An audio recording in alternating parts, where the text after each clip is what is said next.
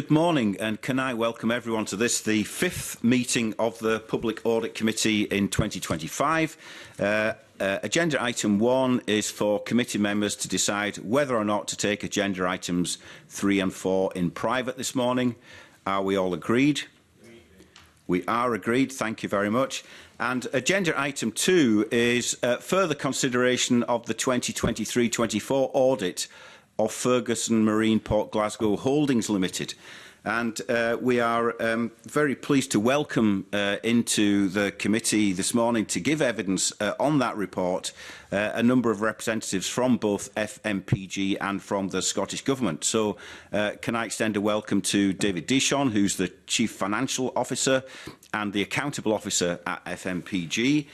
He's joined by Andrew Miller, who's the Chair of the Board of FMPG, and by John Pettigrew, who's the Interim Chief Executive at FMPG. From the Scottish Government, we're joined by the Director General of Economy, Gregor Irwin, and alongside Mr Irwin is Colin Cook, who's the Director of Economic Development, and alongside Mr Cook is Dermot Rattigan, who's the Deputy Director, Strategic Commercial Assets Division in the Scottish Government. We've got some questions to put to you this morning on the report, but before we get to the questions, I'm going to ask Mr Miller and Mr Irwin to give opening statements, beginning with the Director General for Economy. Mr Irwin. Good morning, Convener. Thank you. The Scottish Government recognises the critical importance of good governance, transparency and value for money in managing public assets, and the Strategic Commercial Assets Division plays a vital role in upholding these principles. We thank the Auditor-General for his reports. It highlights significant governance failings at Ferguson Marine. These failings are unacceptable. I know the Board understands and shares that view, and over the past year, the Board and the management team have taken significant steps to address the issues identified by Audit Scotland, and progress is already evident. Following the dismissal of the former Chief Executive Officer, internal audit processes have been strengthened. There's further to go in that regard.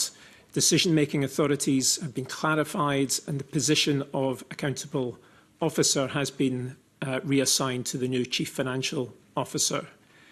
Additionally, the approval process for settlement agreements exceeding £95,000, that's been strengthened to ensure scrutiny by the Remuneration Committee and the Board before submission to Scottish Ministers for final sign-off. We supported the Board in finding a new Chief Executive Officer. We're very grateful to John Pettigrew for extending his tenure as Interim CEO as we do this. Audit Scotland's Section 22 report also raised concerns about Ferguson Marine's sustainability as a going concern. The completion of Glen Sannox is the start of a new phase for the business. The Board is reviewing the Yard's commercial strategy and business plan, including the plan for investment, and pursuing a range of promising opportunities to secure a future pipeline of work. Now, let me reassure the committee that we remain resolutely committed to working closely with the Board to address governance concerns, to ensure the successful delivery of Glenrosa, and to support the long-term commercial success of the Yard. Thank you, Mr Irwin. Mr Miller. I concur with the DG's opening remarks. During my 24-month position as Chair of Ferguson Marine, we've employed better governance, better control, and better understanding of risk in the enterprise. And I'm ably assisted by 5 other fellow non-exec directors who were appointed because of the skills base in regard to this reporting. We have made significant improvements in the business, and not to preempt the questions from this committee, but I want to make 2 things clear. The first thing was the reporting under the year-end audit of Audit Scotland. Some of the people are sitting behind me, but also the Section 22 report.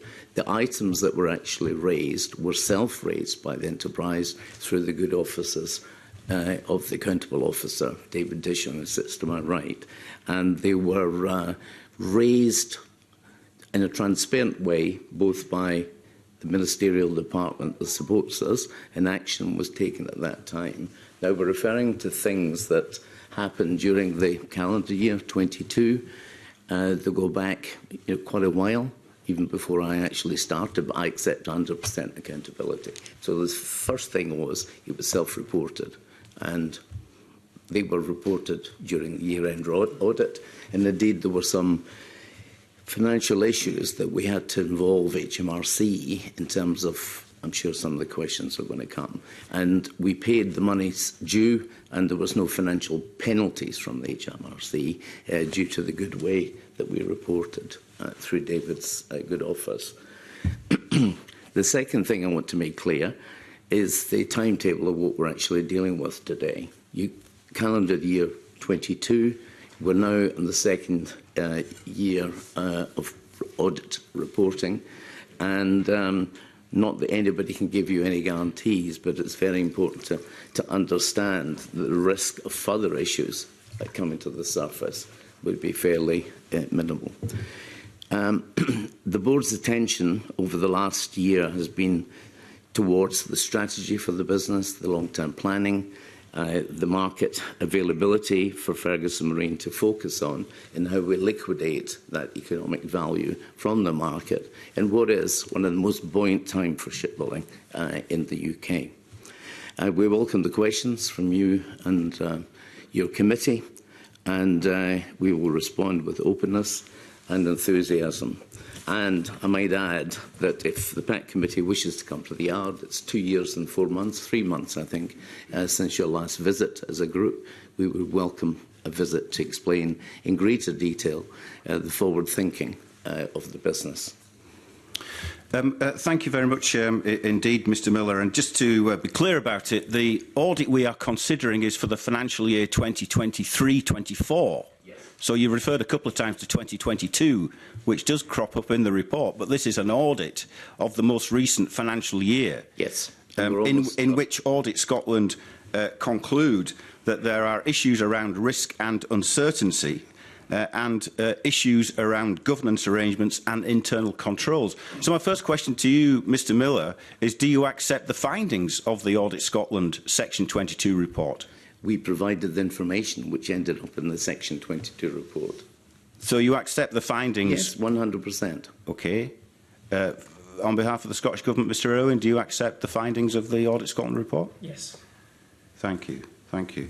Could I then just turn to some of the issues which are highlighted around governance in particular, because one of the things which has taken some time to come to fruition, I think, is a framework agreement between the Scottish Government and FMPG, which is an attempt, and it was published, I think, in October 2024, or the most recent iteration of it, but it was an attempt to try to codify people's roles and responsibilities and make sure that people understood that FMPG, whilst operating as a shipyard and competing in the commercial sector, was nonetheless a non-departmental public body and was expected to comply with things like the Scottish Public Finance Manual. But could I ask Mr Irwin, you first of all, in that framework agreement, it sets out very clearly that your responsibilities, actually, as the accountable officer, include the requirements both of propriety and of good financial management. And there are some questions about what's happened during this financial year at FMPG under your watch. How do you respond to that? So,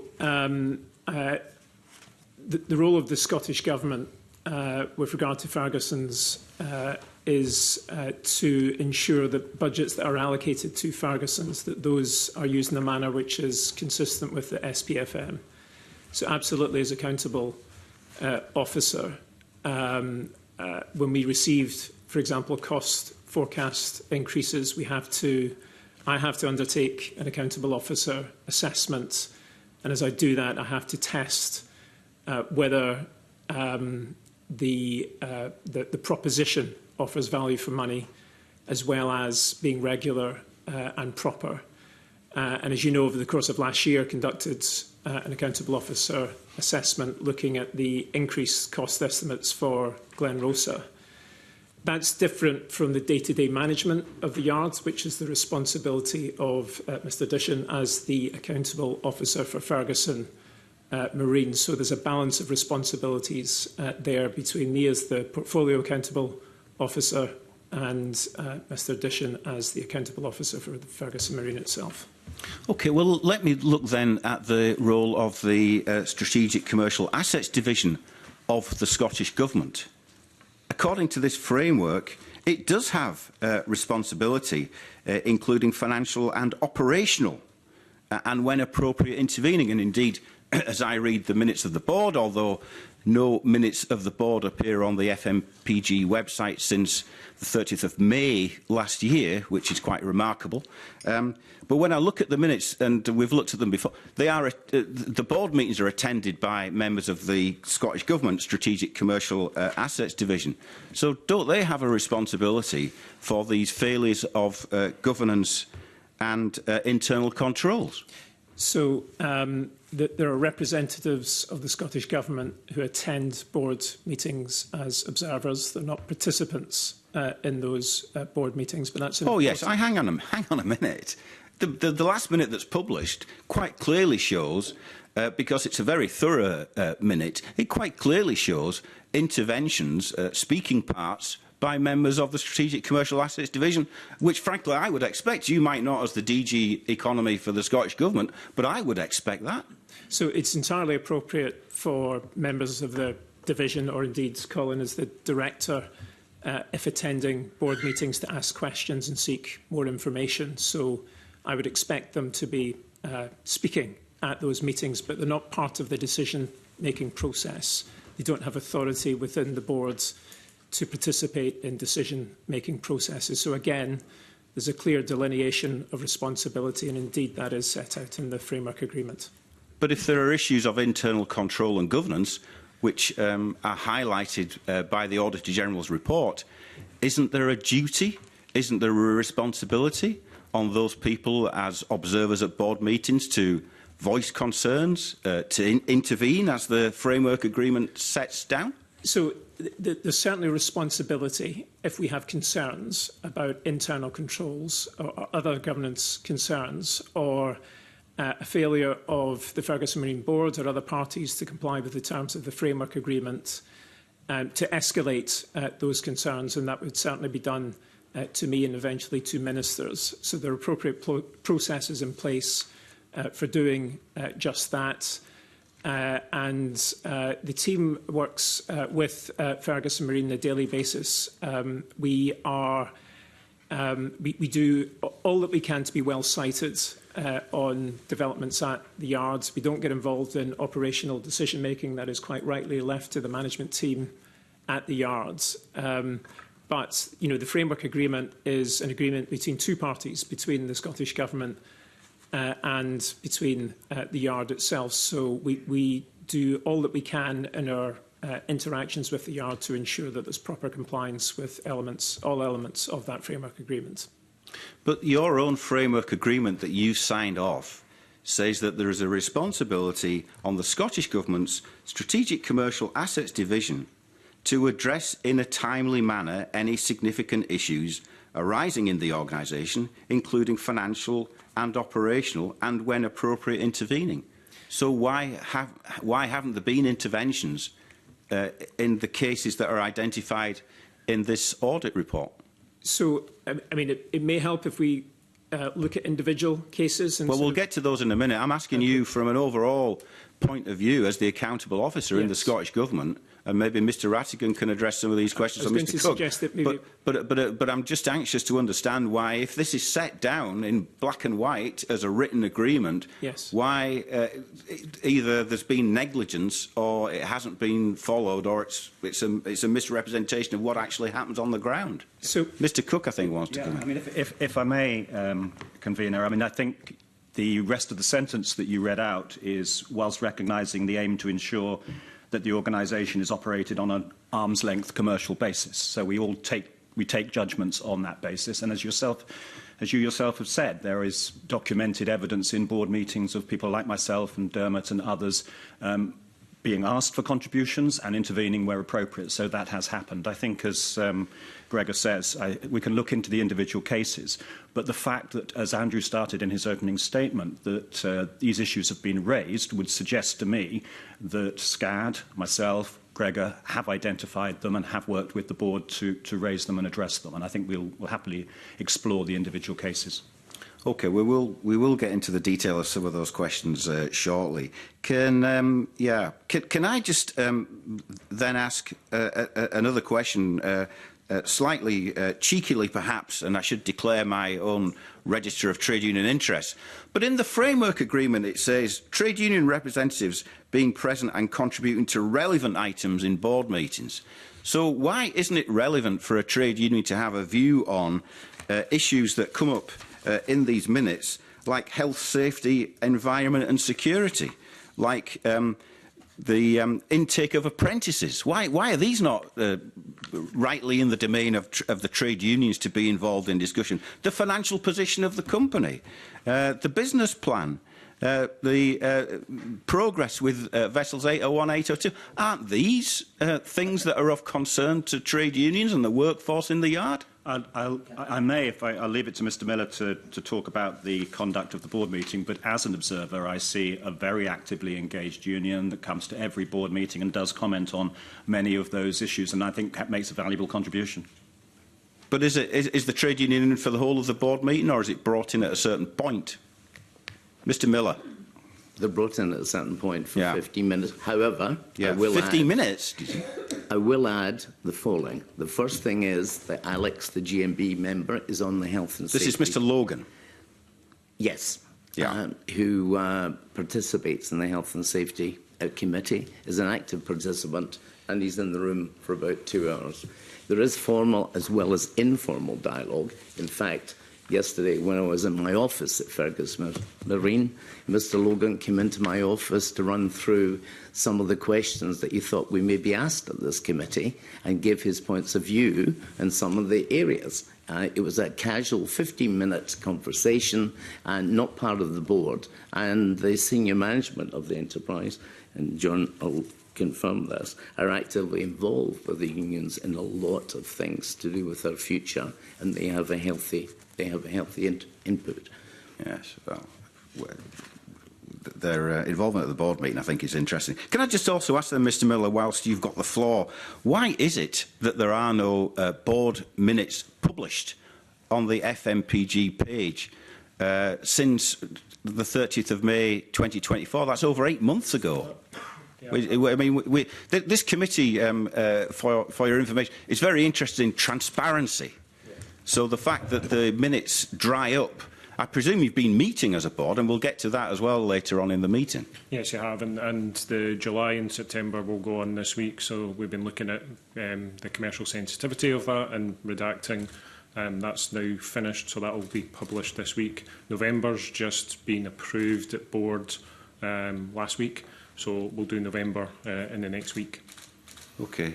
It might have been quite useful to see those minutes before you came to give evidence. And on a related point, Mr Irwin, to you, we know, because you've written to us previously to inform us that you are planning to publish an information pack on the due diligence reports in connection with FMPG and a couple of other instances too, but primarily on FMPG, and that's due to be published in 2 days' time. Is there any reason why that couldn't have been published in advance of this meeting and this evidence session?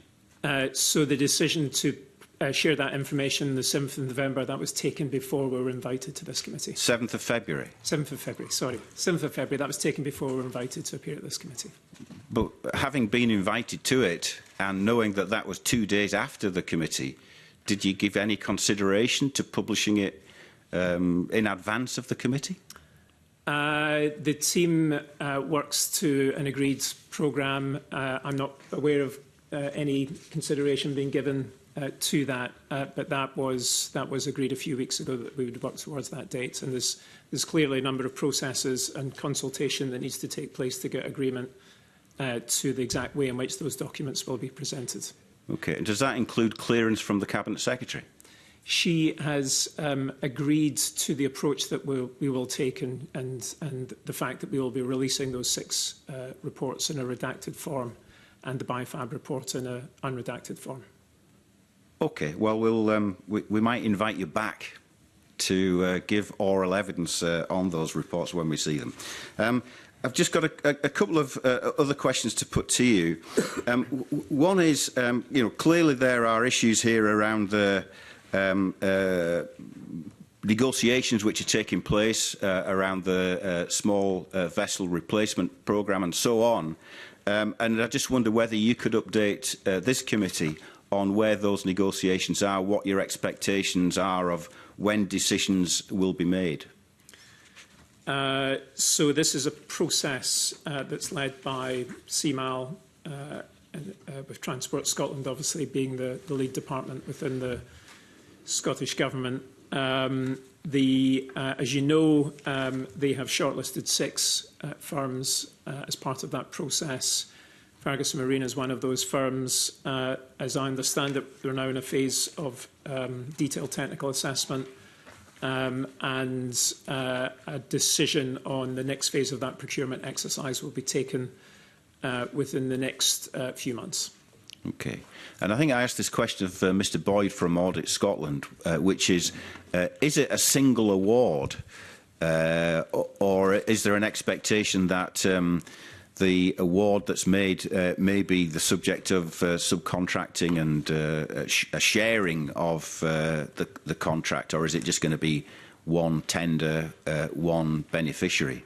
So this is the first phase of the small vessel procurement programme. It's a single procurement exercise. There will be there's a prospect of a second phase subsequently, but that is not what's currently being considered.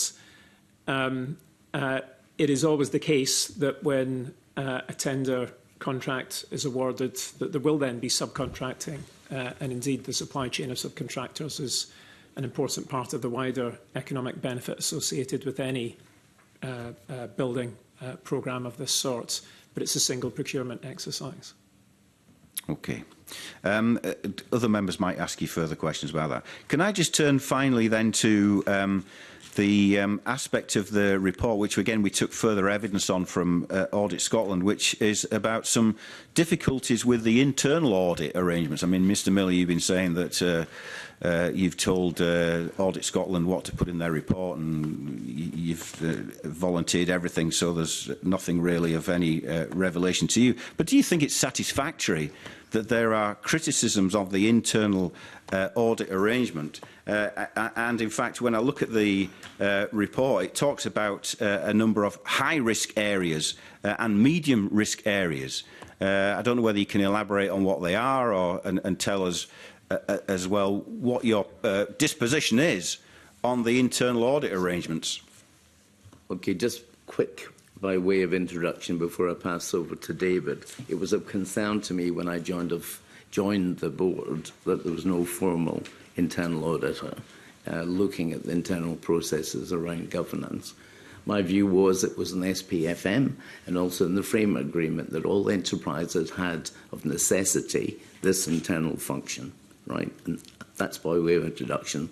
I'll pass to David, who's the expert in this area, to clarify some of the areas in terms of speed, in terms of delivery, in terms of the work list that we've got to go through as part of our governance process. Sure. So we appointed BDO, and they, in their first year, had a plan to do around about somewhere between 6 and 8 internal audit reviews. They managed to get through 3. Bandwidth, changing senior management, changing operational management was really a difficulty for getting engagement. They have even themselves admitted maybe for the first year that was quite with the amount of turnover, that was probably an ambitious plan. So we are now fully engaged with BDO on a weekly basis. They've started and are close to finishing 3 for this year, and they're about to do another 3, which will finish by the end of June. So they'll find the 6th this year, so we're on track to do the 6th this year. I've also in the process of appointing an audit and risk manager, which will be the liaison and fully engaged. So when we go to Audit and Risk Committee every second month, that has been a push from myself to say we need to engage more on this. On the high risk and medium risk, we had 10 high risk and 19 medium risk. They were mainly from the payroll and IT audits. All the 10 high risk have been addressed, and management responses have been put in for that. And 17 of the 19 medium risk have not. And the rest of it, the other 2 will really be when the audit and risk and the payroll manager comes in, and we'll be able to do the proper training for that. So we're on course to do that. Engagement is certainly improved. I'm much happier, much more comfortable in the engagement with internal audit. Okay, thank you. In the interest of time, I'm going to move things on, and I'm going to invite Graham Simpson to put some questions to you. Graham. Thanks very much, Convener, and good morning, gents. I just want to go back to something the Convener was asking about, and that's the publication of board minutes. Is it normal practice to publish a number of board minutes en bloc, Mr Disham, which is what you appear to be about to do? Yes, no, it's not. So the standard would be that, let's say, for example, the January board that we've just had, that will get approved. All the subcommittees, etc., that happen, that will then get approved at the March board, and then look for commercial sensitivities redaction. The start of April, you would expect that. So it really, the July and September should have been done by now. So we're addressing that. We'll publish them this week, and then we'll also publish November in a proper time, which will be in the next couple of weeks. Right. So the last meeting you had was in January? Yes. Okay. What was on the agenda for that meeting? Do you mind telling us? In the January board? But several. There's a significant amount of items that were on there. There's standard ones you want to... Yeah, well, I can answer that. The process of the board, because it came up, I had the evidence and watched the videotape on previous questions, obviously, before I came along today. I think Mr Beattie raised it. Is 6 board meetings enough for the enterprise, given the state of Ferguson Marine and the ability to turn the business around and create a long-term future for the enterprise? It's a very good question. We meet the day before the board meeting. We have subcommittees of the board that cover 4 areas: audit and risk, remuneration, health and safety, and health and safety was not a committee. There was an independent committee that was around before I joined, and we introduced an operational committee which looked at the operational issues around Glen Sannox and Glen Rosa. These committees are chaired independently of myself, although I sit as an observer on occasion, and they deal with these issues either delegated from the board the day before, consumes a whole day, and they report verbally to the board at the next day what they actually covered. But the agenda items and the minutes are available to any board member. And if they want to join these committees as an observer, they actually can. These minutes are approved for the previous board meeting, right, 2 months before, in terms of the subcommittees, and then they come to the board to be finally approved. That's the process of governance. So the skill set on these subcommittees is actually determined by the items that are general items, for instance, on remuneration, employment, and other related items. So there is a process. They're always going to be 2 months behind in terms of publication. There seems to be some feedback somewhere. We'll see if we can get that sorted out. Good, that's a little bit better. And I guess you would discuss at these meetings the progress of the Glen Sannox and the Glen Rosa, I would imagine. Now, I read earlier just a headline, didn't read the full story in the Scotsman, suggesting that there have been further delays to the Glen Rosa. Is anyone able to shed any light on that? Yeah, we're in the process of doing a bottoms-up on the Glen Rosa, and including all the lessons learned that we got at the tail end of Glen Sannox.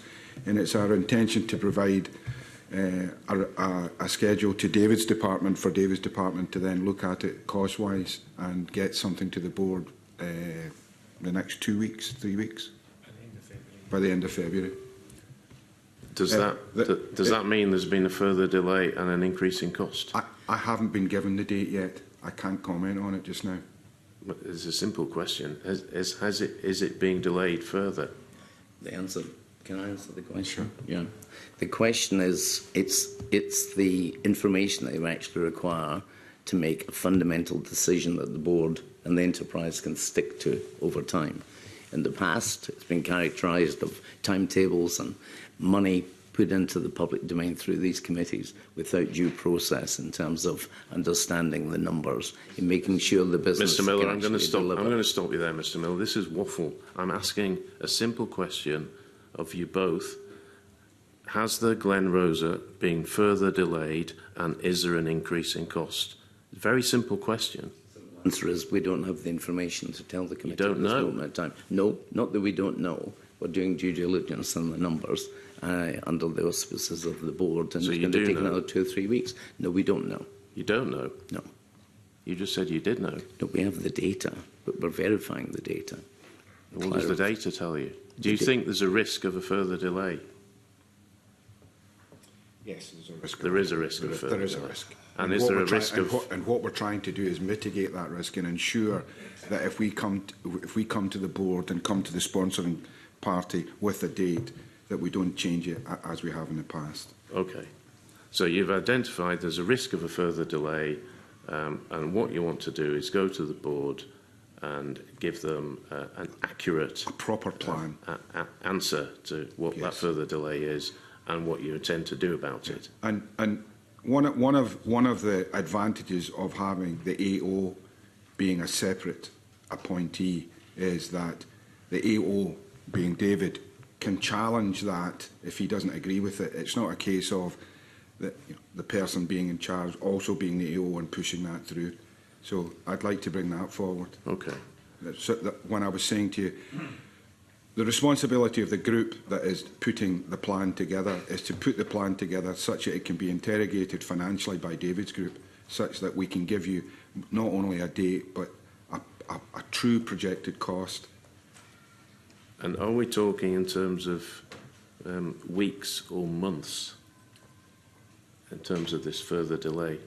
I'm not asking for an exact figure because you won't give me one. But you know what? I don't have an exact figure. That's why I can't give it to you. Was it weeks or months? I really don't know. We're looking at it. There's different scenarios. If you've been involved in scheduling, you're sometimes given 2 or 3 options, and then you interrogate those 2 or 3 options. The first option would obviously be the one closer to the date that we've got at present, which would be September, and that's what we're trying to push for.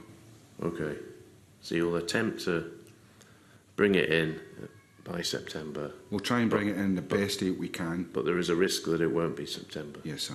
Right. Okay, that's fine. Well, it's not. It's obviously not fine. Not fine. But, yes. Not fine at all, and certainly not fine if the cost increases. Agreed. Right. I'm going to ask you now about the recent. There's been quite a bit of publicity, indeed, following on from one of our previous meetings, about the exit packages that have been paid to FMPG employees with values for each above the 95,000 threshold, which is set out in the Scottish Public Finance manuals. There were 3 of these in 23-24. 2 of them were made without approval from the Scottish Government. So I suppose the question for you, Mr. Miller, as chair of the board, how could that happen? One of the three, which was directly under my control and the board's control, was the CEO, and that was approved by the Scottish Government. The other two, there was a bypass of process under due diligence. They didn't come to the Remuneration Committee of the board to be reviewed, and the decisions and payments were made by the accountable officer at that time, who bypassed the very strict governance rules of the Remuneration Committee. And that was Mr. Tideman. Okay, and I will ask you about him in a minute. There's also been coverage of, there was a report, it's called the Accountability Report, this is in your name, Mr. Dishon, which says that during 23-24, and we're still getting some feedback here, if that could be sorted out, during 23-24, 7 staff were dismissed due to differing reasons, but inclusive of zero tolerance of drug and alcohol or poor performance. All 7 staff members received exit packages in line with their contractual requirements. So that reads to me that people were dismissed because they breached the policy on drug and alcohol. Is that correct? In some cases, yes. Yes. How many of those 7 were in breach of the drug and alcohol policy? I don't have that, but I can get that for you. I'll get that for you after this. Does anyone know? Yeah, HR will know. Do you know, Mr. Miller? Not the exact numbers, but I know the financial penalties to the company in exercising due control. The business has a zero tolerance to drugs and alcohol, and it's only correct and proper that we exercise our due responsibilities towards this issue. Well, that's entirely right, but it strikes me that if somebody is caught at work having been drinking or taking drugs, then they just should be dismissed and they shouldn't be getting a payoff. So why are they getting payoffs? They got in those cases, they would have got a week's notice. A week's money? A week's. They're weekly paid. They're not salaried staff. Right. So these people are not. Hourly paid. They're not senior staff. No. Right. Okay. We're getting there. So they all got a week's money. Okie doke. Let me ask about Mr. Pettigrew then. Sorry, Mr. Tideman. I will ask you a question, Mr. Pettigrew, but we'll come on to that. But Mr. Tideman, so he was sacked last March for what was described as performance issues, and that's all we've been told so far. So, Mr. Miller, you were the man who did the deed. What were these performance issues? I think that's evident in the Section 22 report. Well, do tell me. Repeat. The general umbrella for his dismissal was the board lost confidence in his ability to deliver, both to the financial parameters that had been said and agreed to, but also the timetabling parameters. It was a performance-related issue, and the board unanimously took action in regard to his employment. And indeed, we've discussed under consideration, you may have further questions on this, we've discussed, still getting feedback, we've discussed under the Section 22 report, but also the audit report that was actually done by Audit Scotland, who are represented by the people behind me, that there were some issues in terms of governance and control of the business, where certain things were bypassed by the board in terms of governance. Okay, so certain things were bypassed. I mean, for example, the stuff that we've mentioned earlier, the payments that were made that nobody else knew about. The other issue in terms of the contracted employee who was seconded from another enterprise. I'm sure you're going to ask questions on that. I am going to ask. There was a list of issues. Well, if we mention that very example, didn't that not come to light after Mr. Tideman left the business. Absolutely true. 3 weeks after he left the business, David found out about it due to his improved internal controls. He reported it to me. I spoke to our sponsoring division, and David wrote a very comprehensive report about 2 or 3 weeks later. It involved an individual where the duty of care lay with the seconding company, and that had to be a consideration in the whole process. He was seconded as a contractor, an employee of CML, but David discovered some other elements in the process which were very distressing to the board. And indeed, some of the CML answers that gave at previous committee would indicate that they support that opinion. Right. Well, just before we come on to that individual, if we could just stick to Mr. Tideman for a minute. So there was essentially the issues which you've mentioned about not, governance issues, but you also said you were concerned about him, if I can paraphrase it, losing control of costs and not delivering the ferries in a timely manner. Would that be accurate? Yes, but also, the general acceptance of governance processes from the board in terms of what has to be reported, what has to be discussed, bypassing some of the very sane and normal rules you would have. Let's say an employment contract, one-on-one reporting. You can't hire or fire people one-on-one. You've got to go to a body, a governance body, to get approval. The 2 people that were dismissed in a way that bypassed the REMCOM and the board, where it was clearly set out what the process was. Okay. Now, there was some dialogue what accountable officer can do as the CEO, what's within his right authority to do, and as the board improved our governance processes, some of these activities were discovered, and we had to take action. Okay. Now, given that you'd had these issues or concerns about Mr. Tideman's performance, I assume you discussed them with Mr. Tideman at various points. Yeah, and indeed, there was a process of dialogue. Over a period of months? 6 months. 6 months? Right. Yeah. And what was his response? Well, there was one meeting. Well, one meeting got very heated, and the individual walked out of my office. And walked out of my office in terms of the dialogue that we actually had. This is normal day-to-day management. It should be no surprise to this committee that when somebody's not performing and not delivering, you need to have these discussions with the individual. Correct and proper. So Mr. Tideman walked out of the meeting. What were you discussing at the time? We're discussing his performance, the achievement of financial targets, and the achievement of timetable and deliveries. Okay. Right. Well, that's interesting. I think that's been very useful. It sheds a bit of light on why you got rid of Mr. Tideman. But can I? Yes, you were going to add something. No, I was going to say it's in the reporting process through Audit Scotland, but also in the Section 22 report, in terms that it alludes to certain behaviours which aren't acceptable in terms of professional performance of the CEO. Well, actually, this is the first time that we've managed to delve a bit deeper into what the phrase performance issues means.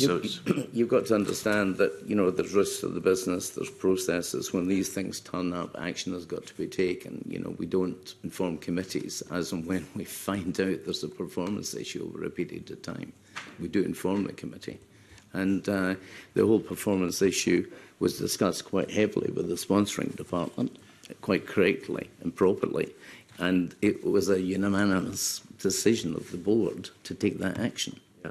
Can I ask Mr. Irwin then, were you aware of these performance issues over that period of 6 months while these sometimes heated discussions were going on? So personally not aware of the detail. These are matters for the board to resolve. But the Scottish Government was told by the board on the 30th of November at that point that they were considering the future of the CEO given performance issues. And then we had a formal notification on the 28th of February that following a unanimous decision of the boards that they would end his employment. Dermot may be able to provide a bit more on the nature of our interaction with the board regarding Mr Tideman, but I think the key point to underline there is that this is a matter for the board. It's a decision for the board. You're correct, Gregor, on the dates. So those are the dates we're talking about. We're in the yard. People from Strategic Commercial Assets Division are in the yard every week. So we have regular contact with David, and we have either weekly or 2 weekly calls with the chair. So we would have been picking up the mood music from the date that Gregor mentioned, and aware that the board were having these thoughts, and they were reviewing the position, which ultimately led up to the notification to us on the 28th of February. And I'm not suggesting that you would interfere with the board, but it's certainly you should have been informed, and it sounds like you were aware that there were issues, because there is that potential risk, isn't there? There's a risk of a chief exec being given the boot, which is what happened. You would expect to know that was coming. And we were told on the 30th of November that consideration was being given. Okay. Mr Miller, given the history of the yard and what happened to the last chief exec, have you had any success in attracting somebody new? It's a difficult job. The skill set is wide. The number of candidates who have these sort of skill sets are few and far between. And the ability to attract that skill set and the individual who's capable of turning around the business is somewhat limited, because we're not, I've said before, we're not the most attractive proposition in the market, both in terms of our ability to pay market rates for packages, but also attract the right and correct skill set. We did get very near in the appointment of a new CEO before Christmas. The candidate had signed his contract. I can't name the person, obviously, but 2 or 3 weeks before he was due to start at the beginning of January this year, he withdrew from the process. He probably looked at some of the videotapes from committees such as this in terms of oversight and decided to change his mind. Well, it's no use blaming us, Mr Miller. No, I don't. I don't. I'm just sharing with you what actually happened. However, having said that, there has been some market opportunities created with downsizing of commercial shipyards in the UK, the acquisition of Harland Wolff with Navantia, in terms of restructuring, which, lucky for us, has raised some capability issues in terms of employees that might be looking for other opportunities. See. We are in discussion with one individual who I can't name because he's still employed in his company, and we consider, not just me, he's been interviewed with 3 people on the board, including the chair of REMCOM, and I had a meeting with this individual for 3 hours about 2 weeks ago to discuss the opportunity. He has some financial and contractual obligations to his current company. I can't reveal who it is, and indeed he hasn't signed a contract yet. No. But he wants to be seen as a good leaver in terms of the financial constraints. Absolutely, always best to leave on good terms. Absolutely. So are you quite hopeful that you might hopeful. Sign this individual? I'm hopeful. I'm hopeful. It's about painting the strategic future for the yard and where the opportunities lie. But, you know, we're up against a bow wave of media attention over the past 6 years since government ownership came along. And, you know, I don't want to re-emphasise that it is quite a difficult proposition to attract the correct and proper person. But I had it with the board members as well, in terms of finding people that were experienced and the right skill set to people to make their own contribution. Okay. So just one further question from me, and that's for Mr Pettigrew. Well, you'll be no doubt relieved that the company's about to sign somebody else and you can go off and do something else. But you were the subject of some you may think unfair publicity around about your expenses and travelling home to and from Canada. So I just want to give you the opportunity to sort of put the record straight and say, what the actual position is. I mean, how many times have you been? Actually, I put it straight at the NZ committee. At the time the publication came out, it inferred that I was travelling back and forth every weekend. That was not the case. I did not go home for 9.5 months. I went home at the end of October, at the end of my contract. My first contract was September. I stayed till October. I asked for some time. I hadn't seen my family. I'd seen my family 3.5 weeks out of 9.5 months. So it was incorrect, the statement. And it was a bit dismaying because I didn't want any focus on me. Like, it's not about me. It's about Ferguson's. It's about the people that work at Ferguson's. And I've tried to stay out of the press. My PA said, you've got to answer that. I said, well, no, I don't. Right? I really would like to keep out the press. It's about getting work, and I don't want to, I said in the NZ committee and then get into trouble for it before, I don't want to be a politician. I want to be a shipbuilder. And let me be quite clear, if I didn't have family commitments in Canada, I would take this job full time. I think any decent shipbuilder would relish the chance to run a small shipyard like this and to get it back in line with the cooperation of the sponsoring body. I think the right decision was made to buy it, to keep jobs going. Maybe we could have done a better job to where we're at now. But my father was a shipbuilder. My father ran Inchgreen Dockyard in Greenock. I'm from Greenock, and it's the last shipyard. I watched the rest of the shipyards go down the drain. So I guess that's my soapbox speech. I really, really want it to be a success, and I'm not relieved. I'm glad that somebody's willing to take the opportunity. So I'm sorry if that was a bit long-winded, but that's my feeling about it. Well, look, I'm glad you had the opportunity to say that, because it's good to hear somebody speak with such passion about what they do. And I'm thankful for you to give me the opportunity to clear that, because it was it was used again later on by a couple of individuals, even after it had been publicly shown that it wasn't. So it's not a nice thing to hang over your head. No. It's a full-time job, I may say. It would take 4 people. It's a full-time job to try and correct the reports that come out in the media, in whatever form, especially the social side of the equation, through Facebook and actually LinkedIn. And you give up after a while. You push back. It's still reported, still in the newspaper. If people still read newspapers, from your background, you know how that has changed over time. But it's difficult. So you try not to constantly correct people, because they print it anyway. There was one media company, for instance, and the previous CEO who changed his mind 2 weeks before he was due at the dog. One press reporter said, I know who it is going to put it in the paper, can you confirm? And I said, no, we can't, right, because he isn't here yet. We'll tell you when it happens. And they were lucky because they didn't print it. They took good heed. But it's a constant battle.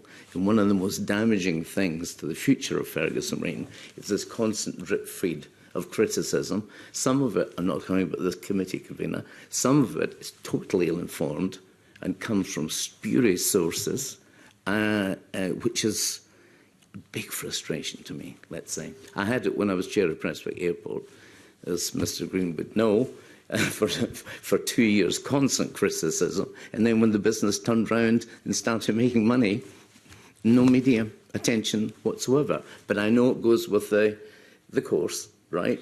And we have to keep, correcting. And I'd rather correct issues like this at this committee and give John a fair go of explaining himself. But John has been a great gift to this organisation. John has explained himself ably, so I'll pass on to you again. Thank you very much. Just in the interest of establishing some facts on the record, I've just got a couple of quick questions, and I'm hoping for quick answers from the session you've just had with Mr Simpson. First of all, Mr Rowan, I think you said that you were made aware on the 28th of February that the board was considering dismissing, or was going to dismiss, Mr Tideman. That's a slight variance with what Parliament was told by the Cabinet Secretary, who said that on the 28th of February, she was told that the board was considering action. And it was only on the 18th of March that she was informed that there was an intention to dismiss Mr Tideman in the week commencing the 25th of March. So could you maybe clear that up for us, please? I don't know if perhaps Colin O'Dermott can help clear that up. Otherwise, we may have to write to you. Sure. What the Cabinet Secretary said was correct, so that's the right version. If we've not explained that properly, what the Cabinet Secretary said was correct. We would have been notified on the 28th of February formally about the process leading to the dismissal, but the 18th of March date would have been the date that we were told. So what the Cabinet Secretary said was correct. OK. Yes, from the Civil Service is the right answer. But it would be helpful if you could just go back and clarify that for us, as far as what was known when, because this is quite important, because I think Mr Tideman was given a newspaper report where he said he had no idea he was going to get sacked. It was almost like a summary dismissal. So if there was a due process, it would be useful to have that put on the record too. Similarly, going to Mr Tideman, Mr Owen, you told us when you gave evidence on the 25th of January regarding this secondment arrangement that there was no reference to the Ferguson Marine Board. But Mr Tideman has told us in writing that he did make Mr Mackenzie, who was the chair of the board at the time in February and March 2022, make him aware of that arrangement. So again, is Mr Tideman wrong? I haven't seen that correspondence from Mr Tideman. We need to give It's published in the that. papers for today's committee meeting. I read it, and it's quite a detailed report, but it doesn't focus in on the governance and decision-making arrangements of that secondment. Now, I met Mr Mackenzie. But hang on a minute, Mr Miller, he says that he consulted with the then chair, your predecessor, of the board. There was a remuneration committee at that time, and the minutes of the remuneration committee show no indication whatsoever that it was consulted on that secondment. Well, as the chair of the board now, if either the accountable officer, Mr Dishon, or Mr Pettigrew, as the chief executive officer, said to you, I'm proposing that we second somebody from another organisation on these terms, would you be duty-bound to report that to the board or to the remuneration committee or to the internal risk and audit committee or some other subcommittee?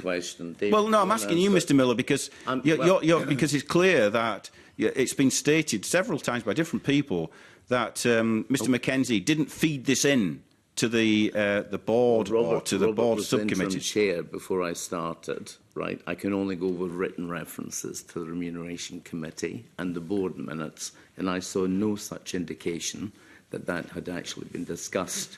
But were you in his shoes at the time? What would you have done? Let's be clear of the process. The process. No, I'm asking you a direct question, Mr Miller. I'm giving you a direct answer. There's a one-on-one reporting process. I can't hire or fire somebody who reports to me. Okay. Right. So you would share that information. You would involve other people in that decision. Absolutely, absolutely. Okay. The other thing which Mr Tideman has said, and this is my final point before I ask the Deputy Convener to come in, is this whole thing about the question of the arrangement where the individual who was on secondment set up a private limited company and so on. Mr Tideman says that he said to you, Mr Dishon, in February 2024 that he had some questions about the IR35 assumptions surrounding that arrangement. Did he raise that at that point with you? I don't remember that, no. You don't remember that? I don't remember that, no. I don't remember having a conversation with Mr Tideman about ever having the IR35 issue with Mr Crossan. OK, well, you've made your position clear. I'm now going to ask the Deputy Convener to put some questions to you in part one of his suite of questions. Thank you. Yeah, I'm going to spread my questions across two parts because other members would like to ask some questions. But first of all, Ms Pettigrew, it's really good to hear your passion for the yard. I know you've inherited what's been a very difficult journey over the years to deliver some ferries. I think anyone in that who lives and works or has roots in that part of the world shares your ambition to see the yard succeed, and we're going to talk a little bit more about the future of it, hopefully in due course. I did want to just pick up on one or two things, though, before I move on. I want to talk about the budget and the finances quickly. This arose in our previous evidence session on the 16th of January, and there was some confusion over some of the numbers involved, and I want to see if we can clarify them today, particularly around the money that has been allocated to the yard by the Scottish Government. So the current draft budget, which was passed by Parliament at stage 1 yesterday, does have a line for Ferguson Marine of £47.9 million for the forthcoming financial year. In addition to that, there was a statement made last year in advance of that of £14.2 million of capital funding being made available for presumably investment and upgrading in the yard itself, the infrastructure of the yard. And of course, perhaps sitting alongside that is a pot of cash to complete the Glen Rosa, and we'll maybe come on to that in a second. Can we just clarify these numbers? Does the £48 million in the draft budget include or exclude the £14 million of capex funding, and any money that is needed in addition to what's already been put aside to complete the Glen Rosa, and it sounds like it may have some further costs?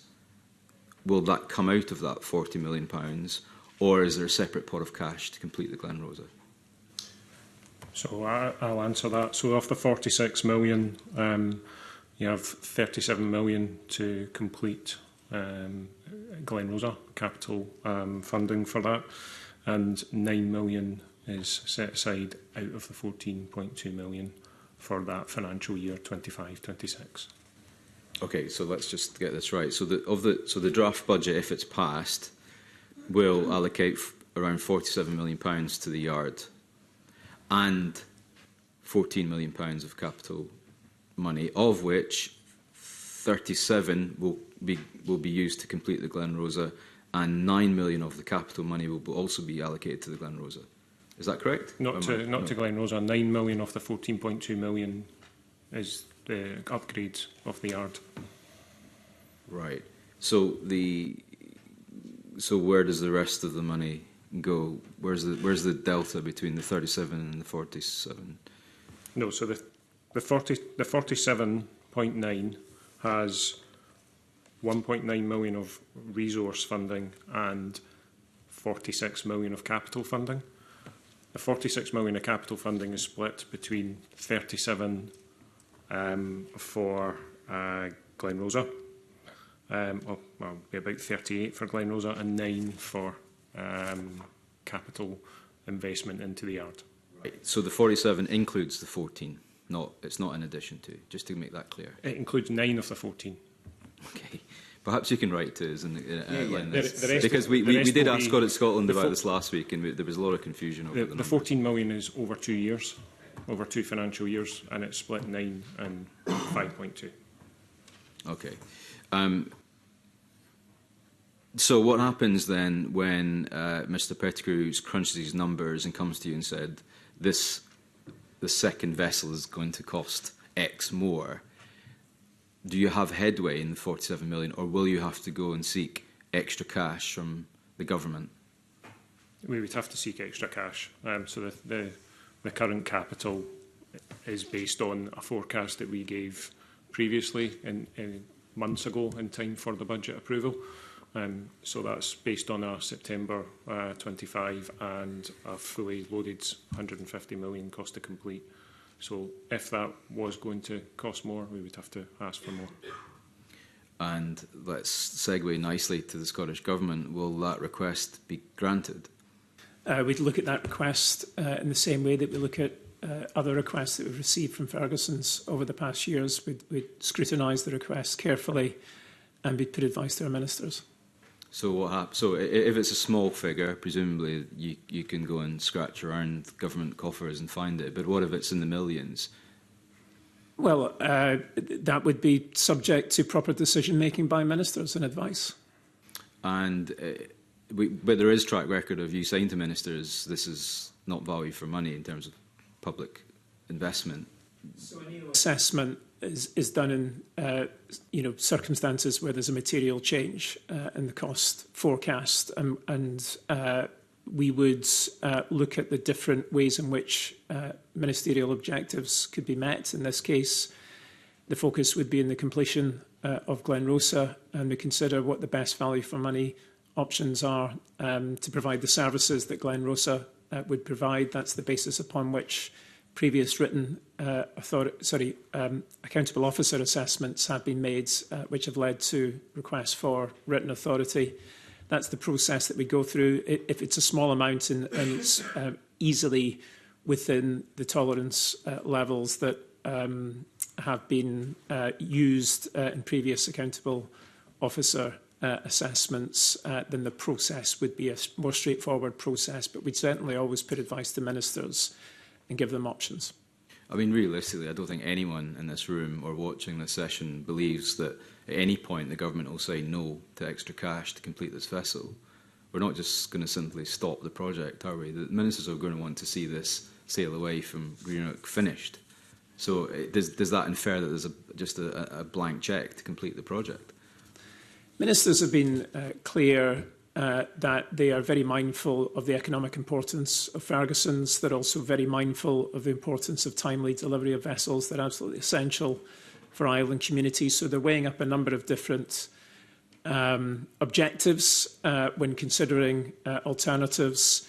Of course, the vessel is considerably progressed, and we're a long way through the build process for that vessel. So the question is, what is the additional cost that's required to complete it? So, our job is to lay out the facts, to provide the evidence, to offer advice to ministers, and we do that in these circumstances, if that's the circumstances that we find ourselves in, as we've done every other step along the way in this process. In your opening statement, Mr Irwin, you said that the three pillars of being a good sponsor to a public asset such as Ferguson are good governance, transparency and value for money. Which of those do you think is demonstrated today in the conversation we've already had in committee, when we've heard numerous examples of poor governance, a lack of transparency, basic questions can't be answered this morning, and certainly the value for money question is out the window. These ferries were supposed to cost £97 million for both, and we're now nudging towards £400 million of public money. Do you think that's a complete failure on your part? So we are doing everything that we can, working with the Yard in difficult circumstances to strengthen governance. We find the report of the Auditor General and previous reports, we found them very helpful in doing that. Strategic Commercial Assets Division has been created to provide rigour and discipline to work of that sort across the Scottish Government. We believe we're making good progress. There are always challenges. We're very mindful of that. Value for money considerations, those concern forward-looking decisions. And we have to make advice to ministers and to do those calculations about value for money on the basis of the best available evidence. As you know, we subject accountable officer assessments where appropriate to external scrutiny and due diligence, so that it's not just their own working. We use expert commercial advisors to provide independent scrutiny. So we are putting in place the best possible disciplines. We've been doing that over a period of several years, drawing on the advice of Audit Scotland and others. It remains very challenging. There's a lot at stake with the future of Ferguson's for Port Glasgow, for shipbuilding in the Clydes, for the delivery of Glenrosa, and the important impact that will have on the ability of CalMac to deliver high-quality service to islanders. Absolutely, and that's something we all share. Mr Miller, just finally on this section before I let others come in, and I'll come back later to talk about the future of the Yard.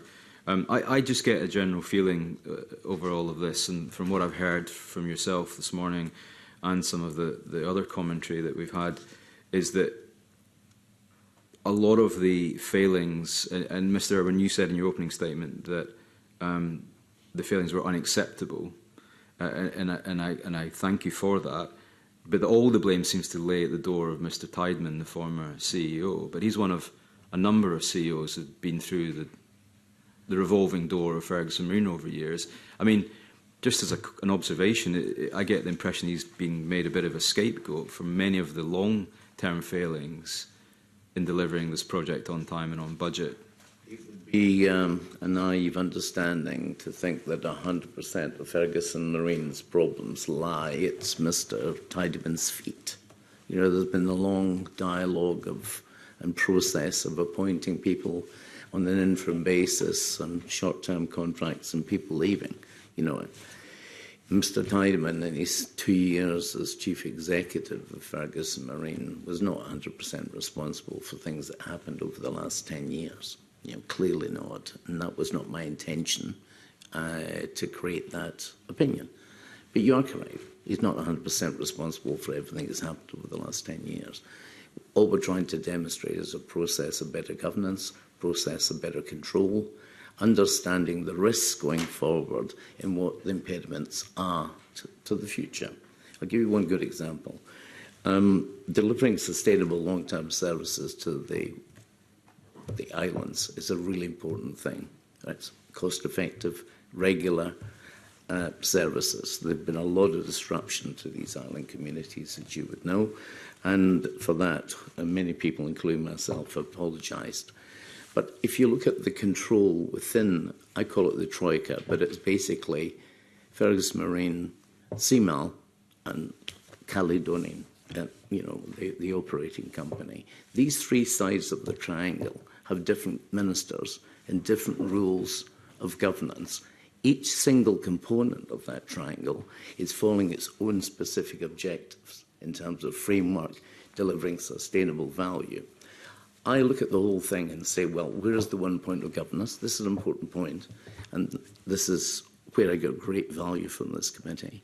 You know, I look at Mr. McMillan over here, and there's 138 million of DVA, gross value added to his community through Ferguson Marine. That is a substantial sum.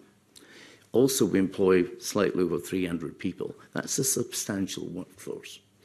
The yard has had problems over a long time through 2 receiverships, etc., etc.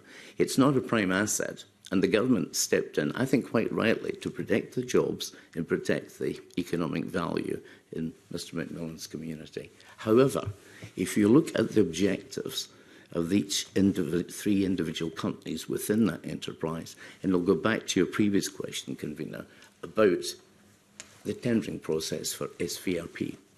There is no credit given to local community. There's no credit given to the employment of 300 people. There's no social value in the tendering process. It's heavily weighted, and it's quite right that they do this, to best value for money. If you follow that best value for money, no Scottish and indeed no UK shipyard can deliver a price that some of these worldwide competitors have. So we need due recognition for the community value, the employees that we employ, and the long-term future of the business, quite rightly, within a fiscal envelope and within a budget we can actually deliver. But these competing parts of the triangle, in terms of governance, in terms of delivering value for money, are sometimes in conflict with one another. And I've raised this in the past, and we need to get to an even platform that allows Ferguson Marine to compete for these ferries in a fair and open way. And that's what we're trying to do. But that's probably beyond the governance of this committee. But that is my position, and we need to sort it out. I'm sure Mr. McMillan's more than capable of agreeing with many of those points, and I'm sure we're going to hear some of that from him. However, it is equally important to point out, well, and I share much of what I'm sure he's about to say, as someone who lives in Greenock, but that's not the point of this committee, and it's not the point of what the work of the Auditor General. The work, that specific work, is rightly to hold senior civil servants, ministers, and people who run these enterprises that are owned by the public, funded by the public, and paid for with taxpayers' money. So we're entirely doing our duty. With you wholeheartedly, but there is a big picture here. Absolutely. There is a big strategic picture that we've got to fix. Why should the government save jobs, save Ferguson Marine, right, but not allow them to compete for tendering of contracts in a fair and equitable way that pays due regard to the employment statistics and pays due regard to the 138 million that's created in Mr McMillan's community. That's my point. Well, that segues nicely to let colleagues talk about the future of the yard. So, thank you. For those waiting with bated breath for Stuart McMillan's thoughts on these matters, you're going to have to wait a little bit longer, because I'm now going to invite Colin Beattie to put some questions to you. Colin. Thank you, Convener. I'd like to look at a couple of areas of governance and internal control, some of which have been touched on already. But I think it was Andrew Miller said that there had been no internal control within the company. And I wanted two questions there.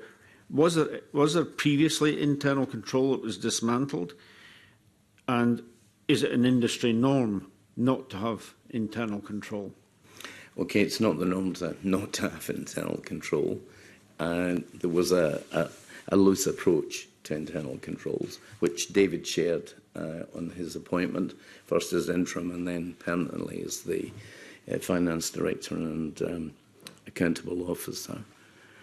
The tightening up of these controls, whether you look at the governance procedures of the board, internal controls in terms of internal audit and the appointment of BTO, these are all BTO are all part and parcel of tightening up these sort of processes, so there's more transparency in the business.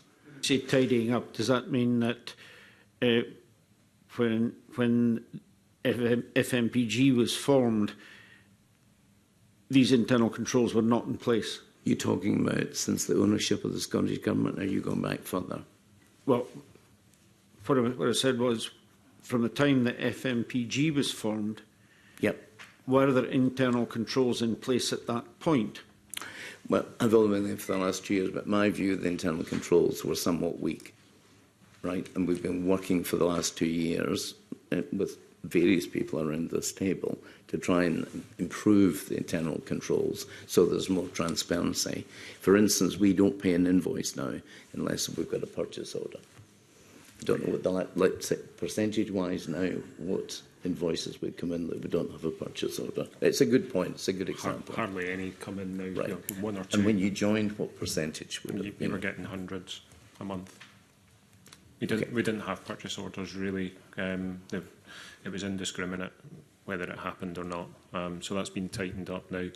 There's purchase orders, much to the chagrins of myself and procurement, for putting every single, even including utilities, including any overheads, they're all purchase orders. If you re-sign a contract, you need a purchase order. It goes through Teams approvals. It's allocated a budget. That was not around. I mean, it seems a fairly basic function within any business. But what I'm trying to establish was there a point from when FMPG was formed where there were internal controls that were discontinued, or was it inherited that there were no internal controls? I think from what I say, I mean, I've only been in a year, but from my finance team that have been in, you know, since the FMail days, it was indiscriminate, I would say. There was some times where there were things like purchase orders. There were some times where there were committees, but the subcommittees didn't exist when FMPG was then it took over from FMail. I would say there was a very loose, from my speaking to people that were there, internal controls weren't really in place. I don't think it was dismantled. I think what internal controls were there probably just drifted away, and some were just not there at all. Given the lack of internal controls, I believe you've now appointed an external company to provide the internal control function. For BDO for internal audit, yeah. Is that different from the one from the company that's doing your overall audit? Yes, it's Audit Scotland that do the external. Oh, of course it is, yes. Yeah. Yes. So what have you done to change the way the weaknesses in governance that were identified are being managed? There's been all sorts of issues, obviously, have come out in the course of this audit report and before. How do we know that's not going to happen again? Is internal control now up to a point where it's actually doing its job fully and reporting back fully? Is it getting all its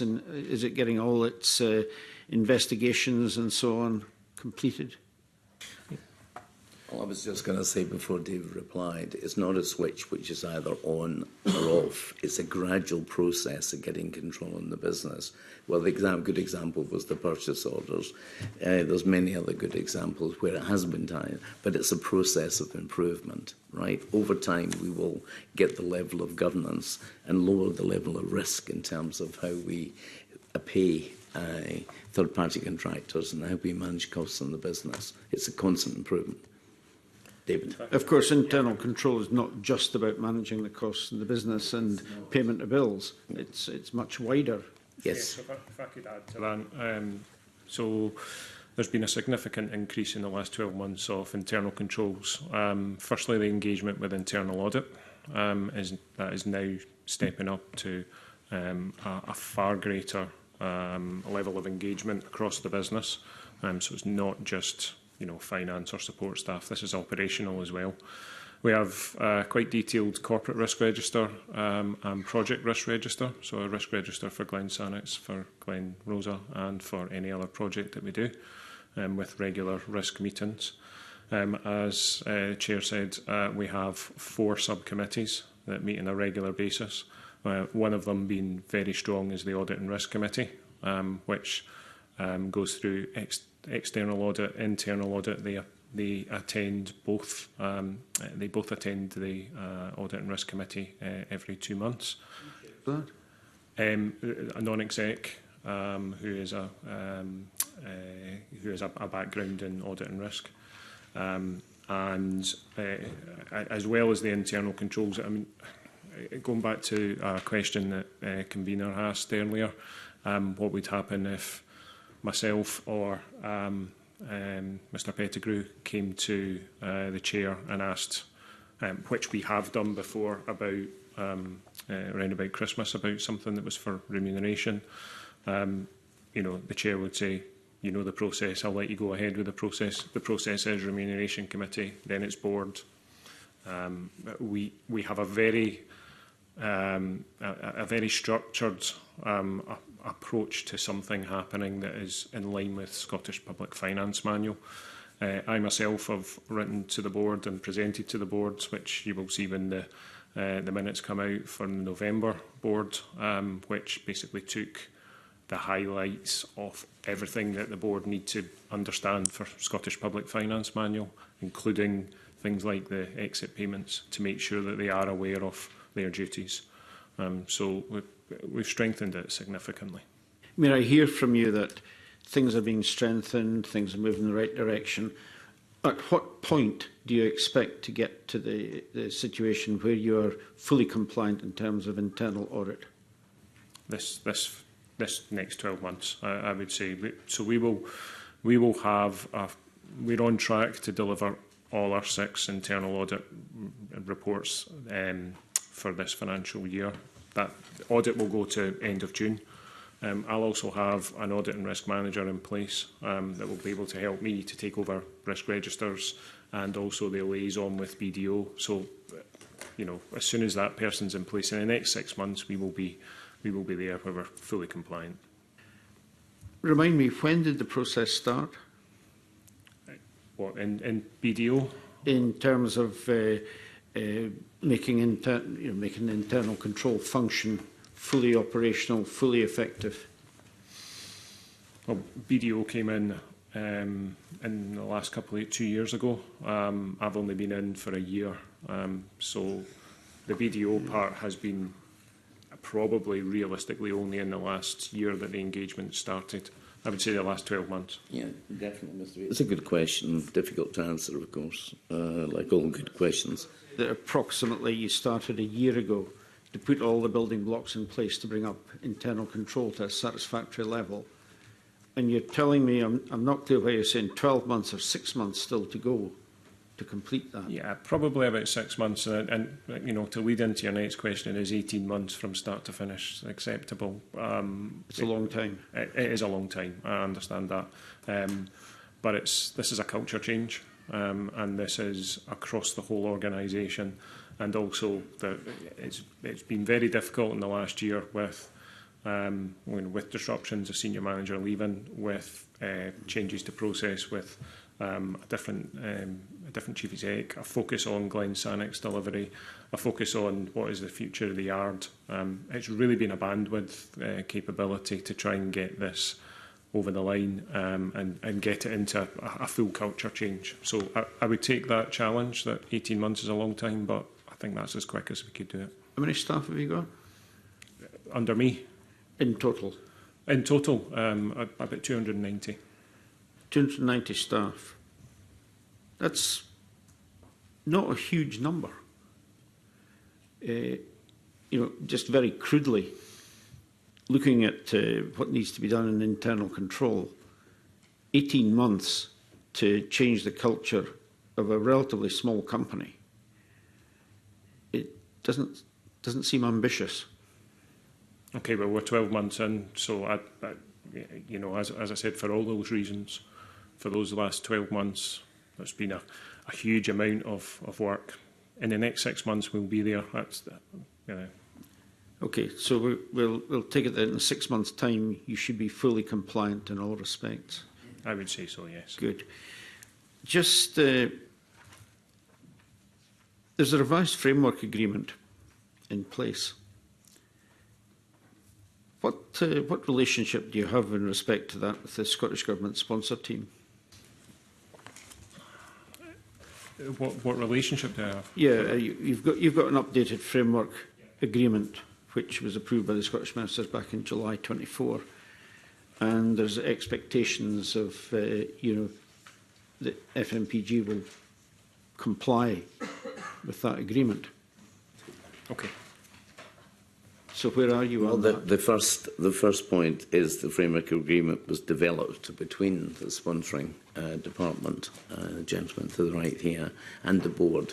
The previous framework agreement was well out of date, and it referred to a different governance arrangement with the Scottish Government, a different department indeed.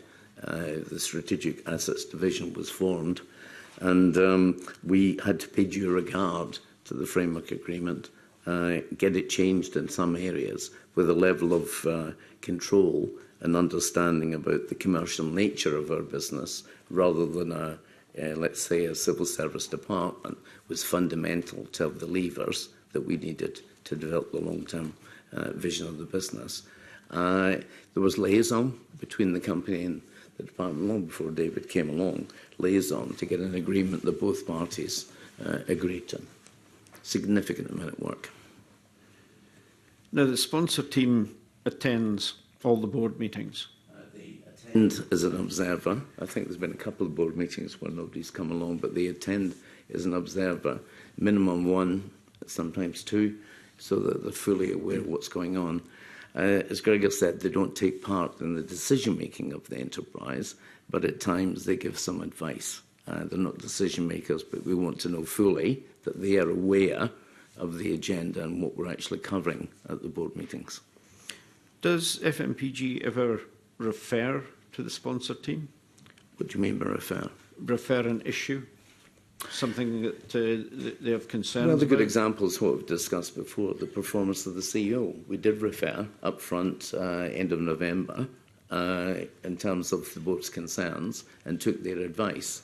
I have responsibilities under the framework agreement to talk to the sponsoring team before I or the board could make the decision to fire the CEO, but their contribution during that decision-making was helpful. Their job was to talk about the compliance issues of what we're actually trying to do, and our job was to get the maximum performance out of the role of the CEO, as we have done with John's input for nearly the last year. So the sponsor team supported your decision to dismiss the CEO? Yes. They did? Yeah. They could stop it if they didn't agree with the board, but that would be highly unlikely because we have a very good working relationship, and they could see some of the signs that the board saw. Coming back to the framework agreement, it would appear that the framework agreement implies that the principles of public sector pay policy should be adhered to, but you weren't obliged to. Yes. So I would ask, what's the expectations of the Scottish Government in terms of FMPG aligning with public sector pay policy? Those expectations are... Sorry, is that addressed to Yes, me? yes, yes. So those expectations are as set out in the framework agreements. So there's no obligation to comply, but an expectation to align with. There's a recognition there that Ferguson Marine is both a public body, but also operating in a commercial environment. And the chairman has already referred to the challenges of recruitment, including the position of CEO, but it's not just at that level, it's elsewhere in the business. So we're mindful of that tension. And as we did the work to reach agreement on the revised framework agreement, that was the approach that was agreed.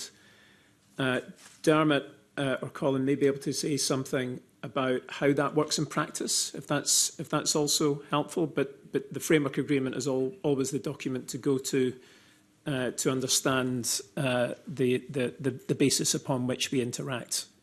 Given that FMPG have no obligation to actually comply with this, can I ask, is there any aspect of the public sector pay policy that you are complying with, or is it entirely driven by private sector levels of pay and so on? There is due regard to certain principles. You know, the last time I was before this committee, there was lots of questions around incentive payments, bonus payments, etc.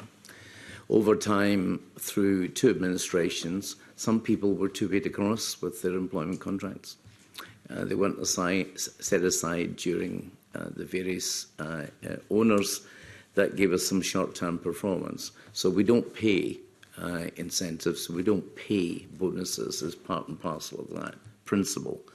However, the governing principle of attracting the best person into this job from a commercially active market, which is dominated by military work through the MOD, we have to pay salaries. Nobody's going to come to Fergus Marine and take half the salary that they're currently getting in their own end. We've got to have due regard to that. We do constant benchmarking exercises through the REMCOM that set out our competitors' positions on remuneration. That doesn't apply to the board. The board non-executives are appointed by the minister, and we are subject 100% to public pay policy. We have a daily rate, which is standard, I think, for a Tier 3 or Tier 4, whatever it is. We adhere to that. We cannot issue share options. We can't issue bonuses as part and parcel of the new contracts, but we did have some cleaning up to do, let's say, because we had to respect the law, the employment law of the land, which the discussion was, does that set us a precedent over the framework agreement? Right? Law comes first, objectives come second. So that's some granularity around about that. So no employees have been taken on under my stewardship over the last 2 years that have had an element of performance or retention in their contracts as we recalibrate to the general policies of the public pay policy, with the exception of the rate that we have to pay. So public pay policy says the probation period of 3 months. What does the market tell us? Sometimes it's a year, sometimes it's 6 months. Are we going to attract the best person for that job if we give them 3 months' notice? Absolutely not. That's where we have to follow the commercial dimensions rather than the public policy dimensions. But we pay due regard and due heed. In fact, they were consulted on the current contract for the new CEO. If I may, the framework agreement itself it does, and that was jointly agreed, says that FMCG have to pay due regard to the principles of public, have to align to the principles of public sector pay strategy. And it does detail some of these things around bonuses, around tax avoidance schemes, around affordability within the overall envelope of the budget. So it is detailed. Can we bring about something that has actually been mentioned before, which is the 2 exit packages that were not previously approved by the Scottish Government? I just want to, for my own knowledge, the Scottish Government did not retrospectively approve those. What's the implications of that for the company? Well, I wrap over the knuckles. Post-approval of something has already happened, which bypassed governance rules. I would not expect the sponsoring body to condone that behaviour. But as I say, they were done without reference to the board, and when the board found out, they took action. But through David's reporting mechanism, both to Audit Scotland and internally to the board, we were aware of these 2 instances after the event. But there were broader considerations on these 2 individuals. I won't mention names, but some of them were appointed without taking references to their previous employers, and decisions were made without due regard to process. And one of the individuals that was mentioned didn't even last 7 months in the enterprise. Can I ask Gregor Irwin about this? Because it seems pointless not approving it retrospectively if there's no real penalty. So, the first thing to point out is we're very clear that we think what happened is unacceptable. And that message was made very clearly also. We absolutely cannot have that being repeated. The focus has been on the steps that need to be taken to ensure that and to provide assurance to me and others that that will be the case. Some of them have been referred to already, but that includes a requirement that all settlement agreements go in advance to the Remuneration Committee before approval, and then any settlement agreements above £95,000, which is the limit that applies as part of the pay policy, they need to be agreed and signed off by the Remuneration Committee, then the boards, and then it goes to ministers for approval. There are other steps that have been taken, again, some of which have been referred to already in response to some of the other issues identified by Audit Scotland in the report. So it's not just a recognition that something is unacceptable and a request that it doesn't happen again. It's going through and working through with the board's sponsorship team in the leads to understand what steps the board proposes to take and the management team proposes to take, and then getting assurance that we are confident that that addresses the issue. Okay, thank you. Thank you, Commissioner. Okay, thank you very much. I am now going to invite Stuart McMillan to put some questions to you. Stuart. Thank you very much, Convener, and also for the build-up earlier on. So just a couple of questions before I go into the main thrust of the questions. So just in the NZ committee early in January, Jim Anderson spoke about the lessons learned document that was to be published by the end of January. And then I think this morning there was some dialogue regarding some documents. Is that the same? Is that the same type of document, or is it very separate? Because obviously the lessons learned from the Sannox to the Glen Rosa are also clearly hugely important. The sponsoring committee are doing lessons learned on their own.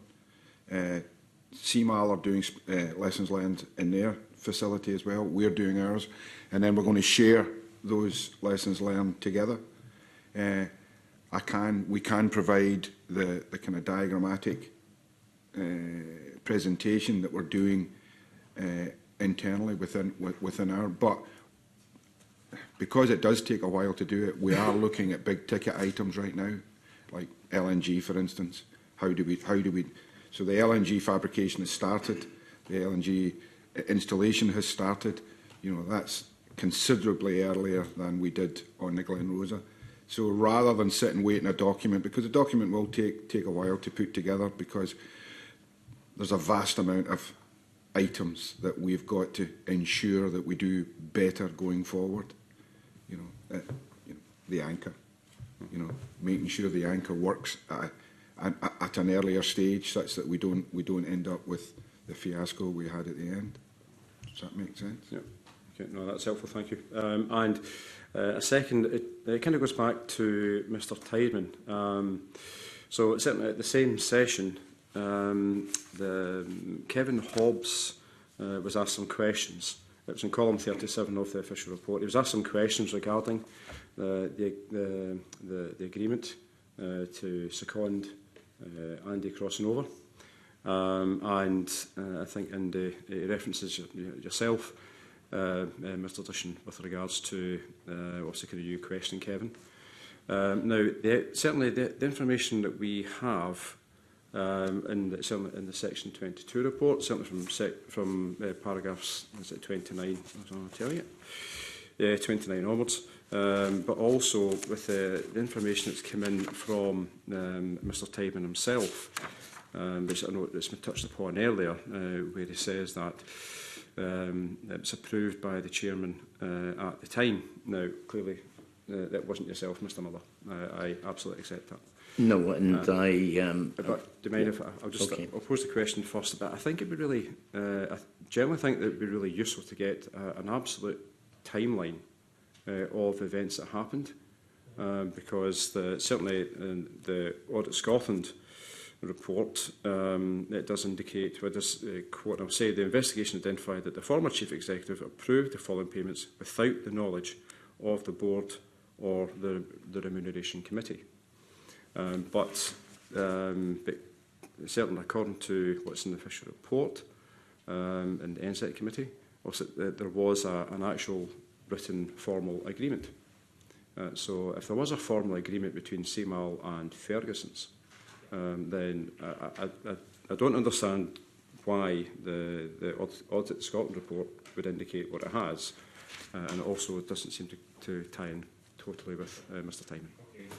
If I could answer that, there was a formal agreement between CMAL and Ferguson Marine for Mr. Crossan to come over and work for a period of time.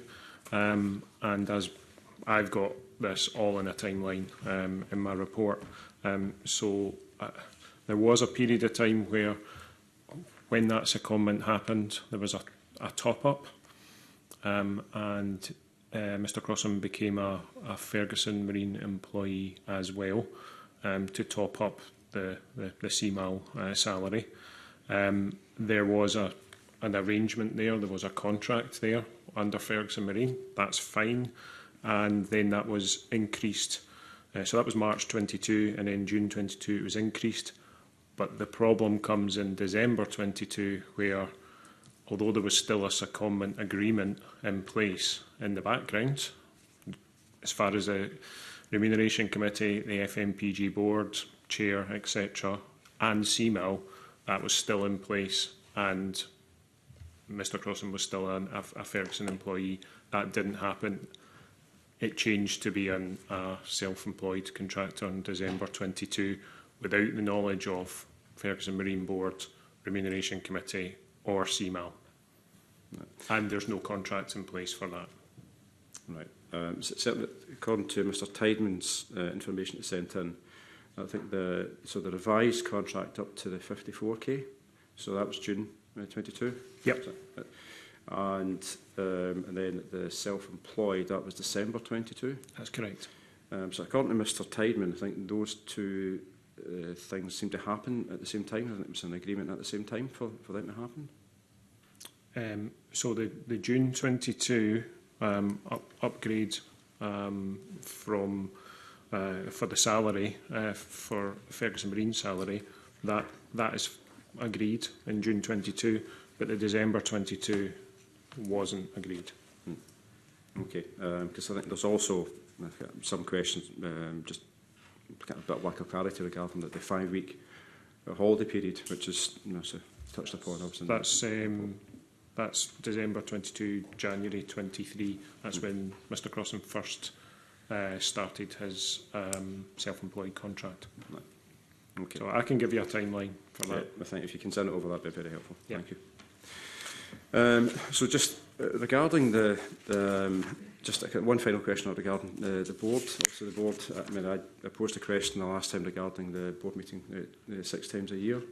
Obviously, with the all the kind of going back to your point earlier on, Mr Miller, regarding the media coverage of the yard. And I would suggest you were also a wee bit conservative with your 6 years, because it's been obviously clearly 10 years plus.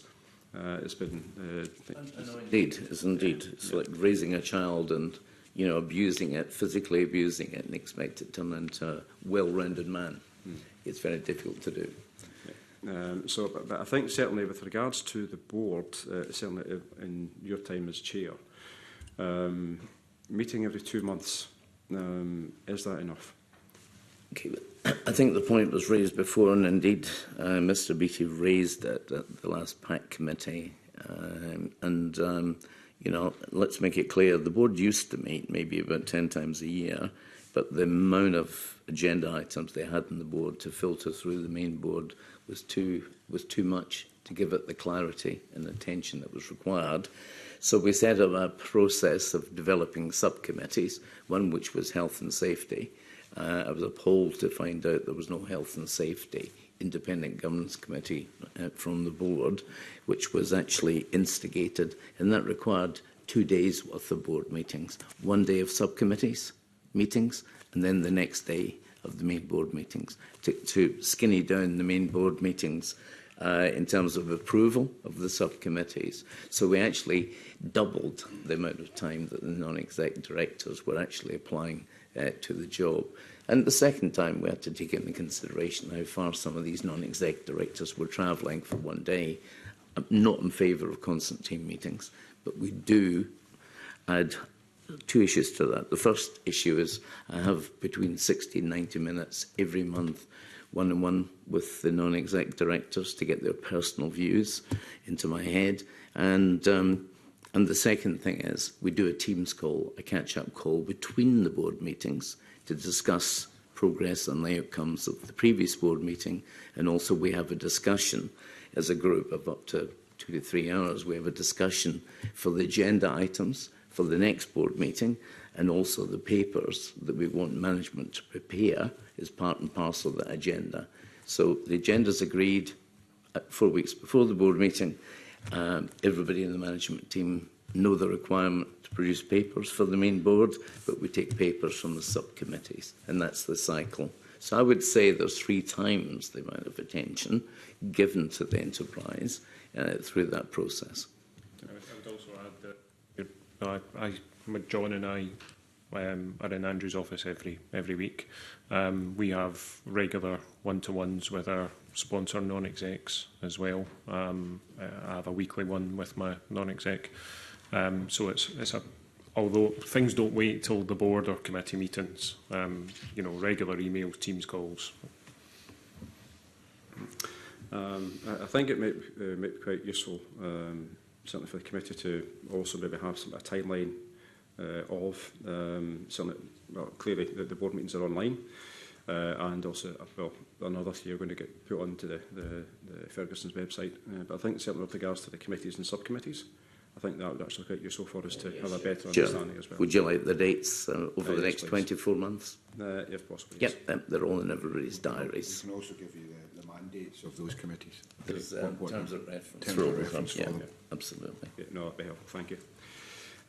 So just on the issue of the future of the yard, Mr Pettigrew, you and I have had a number of discussions in the past, and I think we share the same view with regards to the yard, its past, its present, and also its future. I think everybody around the table shares the same view, to be frank.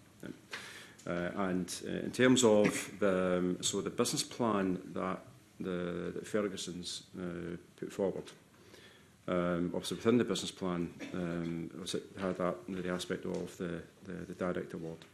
Now, I wanted to see a direct award. I think we all would have wanted to see a direct award. Also, the Scottish Government they didn't do that because of, well, clearly legal advice regarding the legislation that's in place. So the UK Subsidy Control Act. Was it wise, in terms of a business plan, was it wise to put in a direct award for the yard to do the work? I think it was wise, because I think if we said we didn't want a direct award, it would give them the reason not to give us a direct award. So that's kind of the thinking that went behind that. And we you know, even without the direct award, we think we're in good standing in regards to the bid. I could also add on the direct awards. So the last one was accelerating SVRP2 to get a direct award, and if that didn't happen, we had a fallback of other tenders that could be in place for that. So the timescale, it really, for each of the individual years, the timescale had, if one didn't come in, if one tender wasn't won, there was another that we were looking at, because you know, as the chair said, it's the most buoyant shipbuilding has been. So there's a lot out there that we can go for. Yeah. Certainly, with regards to the condition of the yard, I've been in the yard many times over the years. I think it's fair to say that it was a working museum. It was a relic of a bygone age, to be quite frank. The condition it was in, due to the complete lack of investment over many years. So the investment that was also touched upon today, and also about the 14.2 million, and also within the budget for next year, also at 9 million put aside for that.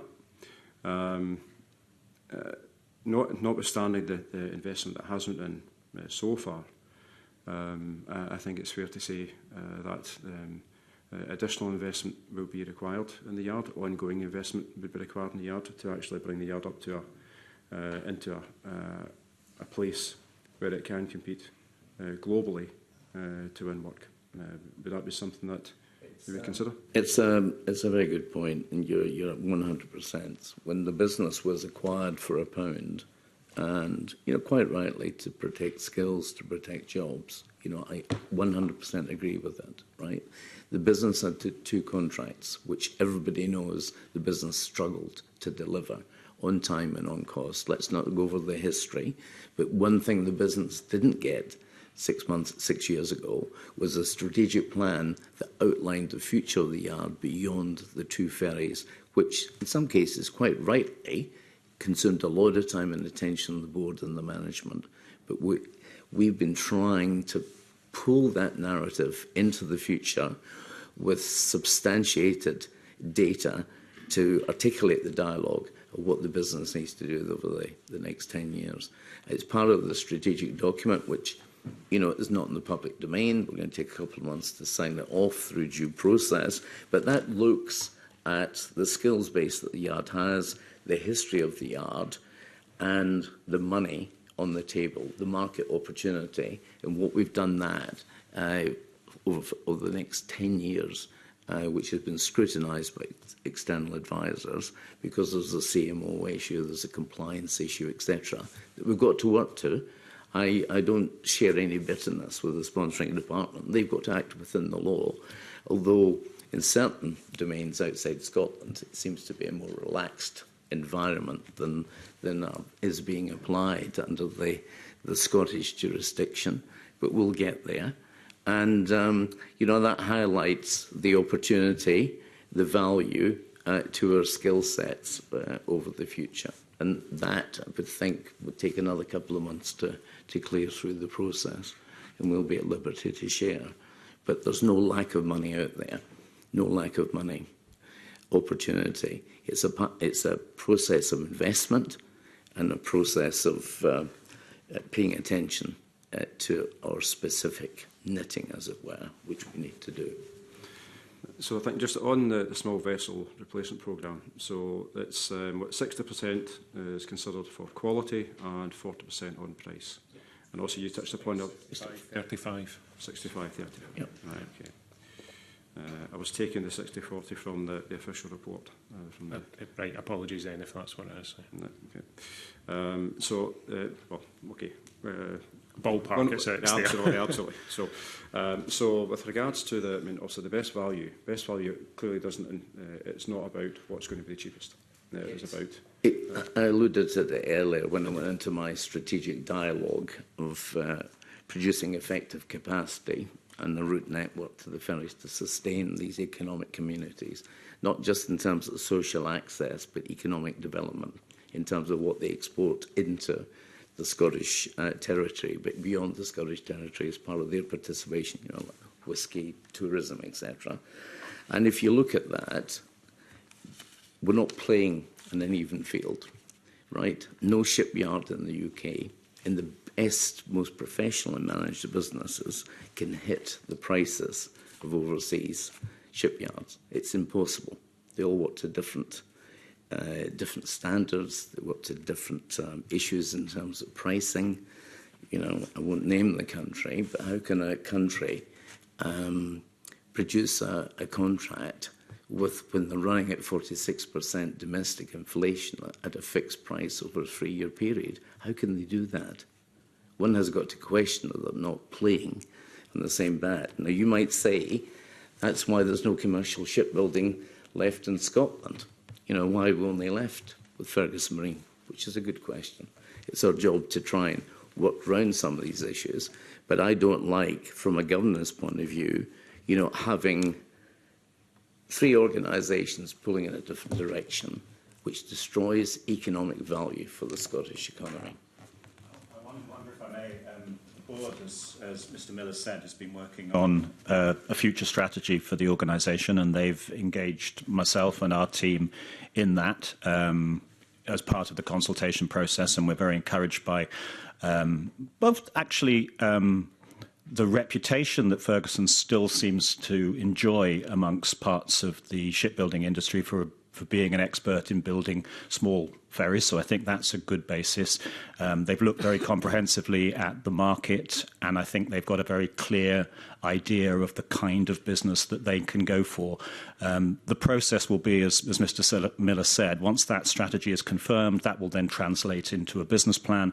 We will be able to take that business plan, do a full assessment of it, and then confirm the investment that will make that business plan happen. And that's what we'd expect to see over the next few months. It is an important process. And that's the same old process that the document has got to go through.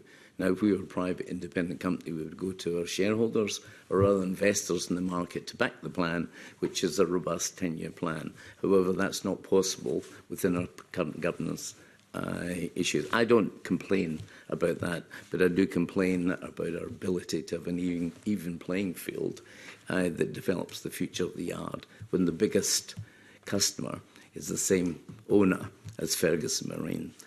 That gripes me somewhat. I think certainly when it comes to investment, in terms of the kind of what you want to do going forward, kind of the initial steps, certainly from that £9 million. Are you at liberty to indicate kind of what that money would actually be invested in? Would it be plant? Would it be? Yeah. So David has broken it up and it's available. We can give that to you. Great. But initially, we're going to take the legacy issues you talked about, i.e. the electrical systems, stuff like that. We're going to appoint a project manager such that it gets managed.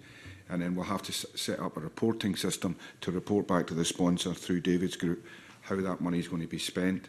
Now, that money won't be spent willy-nilly. It will go through a process where we get approval for that money, which is what I'm used to in any company. And to let you know, some members of staff have been visiting manufacturers. We're trying to make it local manufacturers. They've already went to see people. So we need to identify to the sponsoring body the long lead items, the things that are going to take 6 months, 9 months, a year to acquire. And when we went through this process before, we recognised that, say, a panel line, at that time it was 1 year to get a panel line. We took 3 months to make a decision on what panel line we get. That 1 year became 2 years. And we have to remember that there are major shipyards, Harland and Wolff, who are in the process of doing a major upgrade to their yard. So they're in line for those things. And you have shipyards around the world, specifically the Middle East, for instance, who can throw money at it right, left and centre, who can get in front of us. So we're doing that, but we're also going to be looking at upgrading systems within David's reporting system, the IT system, the time and attendance system, such that things, you know, when you ask us questions, we don't take months to answer, such that we can go there and we can press buttons and machines do it. But I'd hand it over to David. He may want to elaborate on, because it is part of the business plan, on exactly where the monies are going. Yeah, I can give you a full breakdown, Stuart. So things like jigs, cranes, as well as the electrical systems, you know, tools and equipment, training. So there's a full breakdown of the capital expenditure. What we will also do is, because of the value of some of these, they'll have to go through Public Contract Scotland. So for full tenders, to demonstrate best value, to make sure that, you know, there may be 3-4 jig manufacturers that we can get the best value for that, get them to sharpen their pencils. So we will go through due process. We've set up a purchase order, a separate code, a project code for it.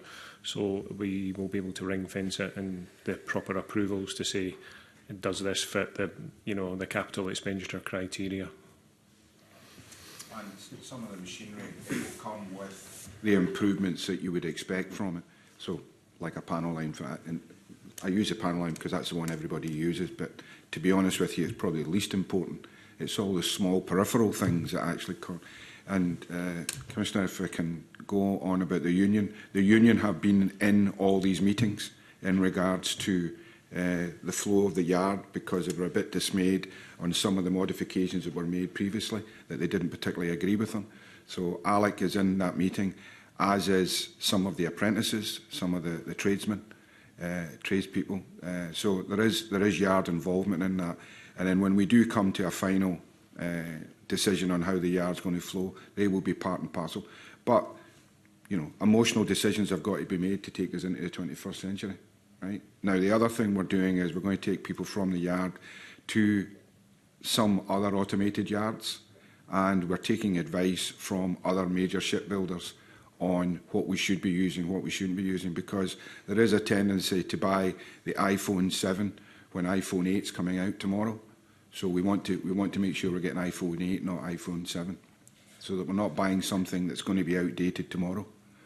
I use that as probably iPhone 42. I don't know. iPhone 18. Yeah, iPhone 18. But I use that as an example because you all understand. You know, every time you buy a phone, the new phone comes out next week. So there is a lot of due diligence going into it, and we've had a commitment from the Deputy First Minister, and we need to get our acting gear and get going here. Mr. Robin, I think you wanted to come in. Yes, thank you. So, Mr. McMillan, I hope you can take some reassurance that there's detailed planning work underway to make sure that everything is in position so that we can proceed when we're able to proceed. It's the nuts and bolts of what's actually required for the investment, but it's aligning that with the strategy and the business plan. We've provided support for that. There's been intensive business planning work. Colin's alluded to it. That's been undertaken first part of this year. We've provided financial support for that. Yes, ministers have signalled their intention to make this investment. They're absolutely committed to the future of the yards. It does need to be subjected to commercial due diligence. Why is that? It's because we do have to comply with the subsidy control framework. The test is the commercial market operator test. That literally requires us to provide evidence that the investment that is being proposed, that it is the sort of investment that a commercial market operator would undertake in the same circumstances. So providing that evidence does require us to engage with external due diligence so that we can do that in the right way. We're not trying to put in place steps that are not required. Absolutely not. We are doing what we can to ensure that the decision is taken in a way that's compliant with that subsidy control framework, which allows the investment to be made with the work having already been done to try and get ahead of some of the long lead time items alongside the work on future commercial opportunities for the yard. So you're looking at different groups that are working together to try and bring this together in the right way, but it's not in our interest to do it in a way which is then subjected to legal challenge, because that in itself would then create a whole layer of uncertainty for the yard. And we don't want to do that, so we want to crack on and make sure we've got all the pieces in place. Yeah, and if I was alluding, if you felt I was alluding we were buying bits and pieces, we're not. We're just trying to produce information to coincide with exactly what was just said. And you talk about the rigour of the board. Last Wednesday, the day before the board meeting, and one of our colleagues at the end attended, we had a 4-hour meeting on Wednesday evening to discuss the strategy document. So that was over and above what we talked about at the, and if I can say, it's a very, very fine document, to be frank. It really alludes to what we can do, what is potentially there, as opposed to, well, there's lots of ships to build. It's been done by people who actually know. And the other thing I would add, by way of granularity, is the fact we've looked at the business in terms of what you consider failings, in terms of delivery, where we are, I call it the IP end, the intellectual property end of the business, systems and procedures, propulsion, which wasn't inherent in the skills base of the yard, but looking very much to the future. We have had some discussions with enterprises to look at partnering, to acquire that IP, so that we get into a ready state a lot quicker than would be on our own. Because let's face it, there's been 30 years of lack of attention in that yard, and it needs to be addressed quickly, and that's what we're trying to do. I think once again you're underselling the 30 years, Mr Miller, probably a lot longer than that. But that's certainly positive to hear. So just the one thing that's then missing is orders, it's work. Obviously the small obviously small vessels is out, and we'll find out by the end of March. And clearly I think we all want that to go to Ferguson's. Also, then you get the SVRP2 for the 3 vessels. What else is in the pipeline? Also, there was to be work. Yeah, there is work. Obviously, because of confidentiality with some of these enterprises, there's one contract which is very close to our heart. We can't talk about the company, obviously, because they haven't signed the contract, but that should be hopefully signed with a good wind in March, roughly. And you feel very confident, John, that we have the right skills base and the right experience to be able to deliver that quickly. But we can't mention the company because it's a private individual. And there's 2 or 3 other things in the pipeline which we're very enthusiastic about, which takes us back to our knitting, where our skills base is, and doesn't stretch the yard in terms of delivery of fairly sophisticated vessels that were beyond the skill scape and the skill set of the yard, which was very sad, but we're pulling that together. So that's positive to hear. It really is positive to hear, and I'm quite sure that the workforce and also the local community will be delighted to hear that. So we'd like to really deliver some good news in the next 6 months, definitely. Okay. And again, I keep, you talk about the involvement of the union. I meet with Alec once a week, every week, at a formal meeting, but I also meet with him during the week. And I keep him as informed as we can on it. And we're going to have a town hall meeting later this week, and we're going to keep people updated so that they understand they're not reading it in the press. Because we do have leaks within the company that give it to the press, and you know, only sometimes is the little bit that they do. They don't take the whole thing. So it's better hearing it, and we've expanded. David and I have expanded the managers' meetings, or the senior people, such that we can tell them, so that they can tell their own people they respond to. So, and I'm in the yard every day. You know, every day I'm in the yard, and for Glen Sannox, you know, I was in the Glen Sannox probably 4 or 5 hours a day in the end to push it through. So communication is key in keeping people and retaining people. But it's the young people we've got to retain. You know, the 14.2 million is for the next generation. It's not for my generation.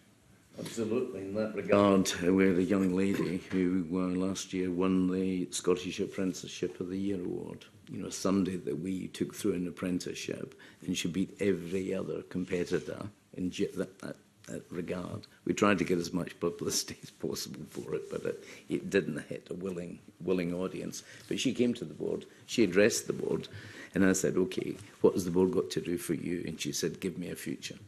Tell me where my future lies. Very intelligent young lady. But we can produce these people, right? And we need to continue to produce these people as part of the skill set for the Scottish engineering economy.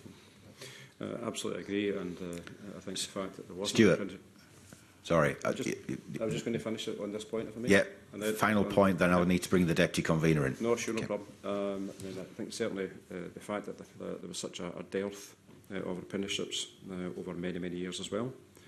So there is that gap that we all know in terms of young people coming into the business. But that point about keeping people in the business, about work, is absolutely crucial. Thank you. Thanks, Stuart. Thank you very much. We are up against the clock, but the Deputy Convener has got some important final questions to put to you.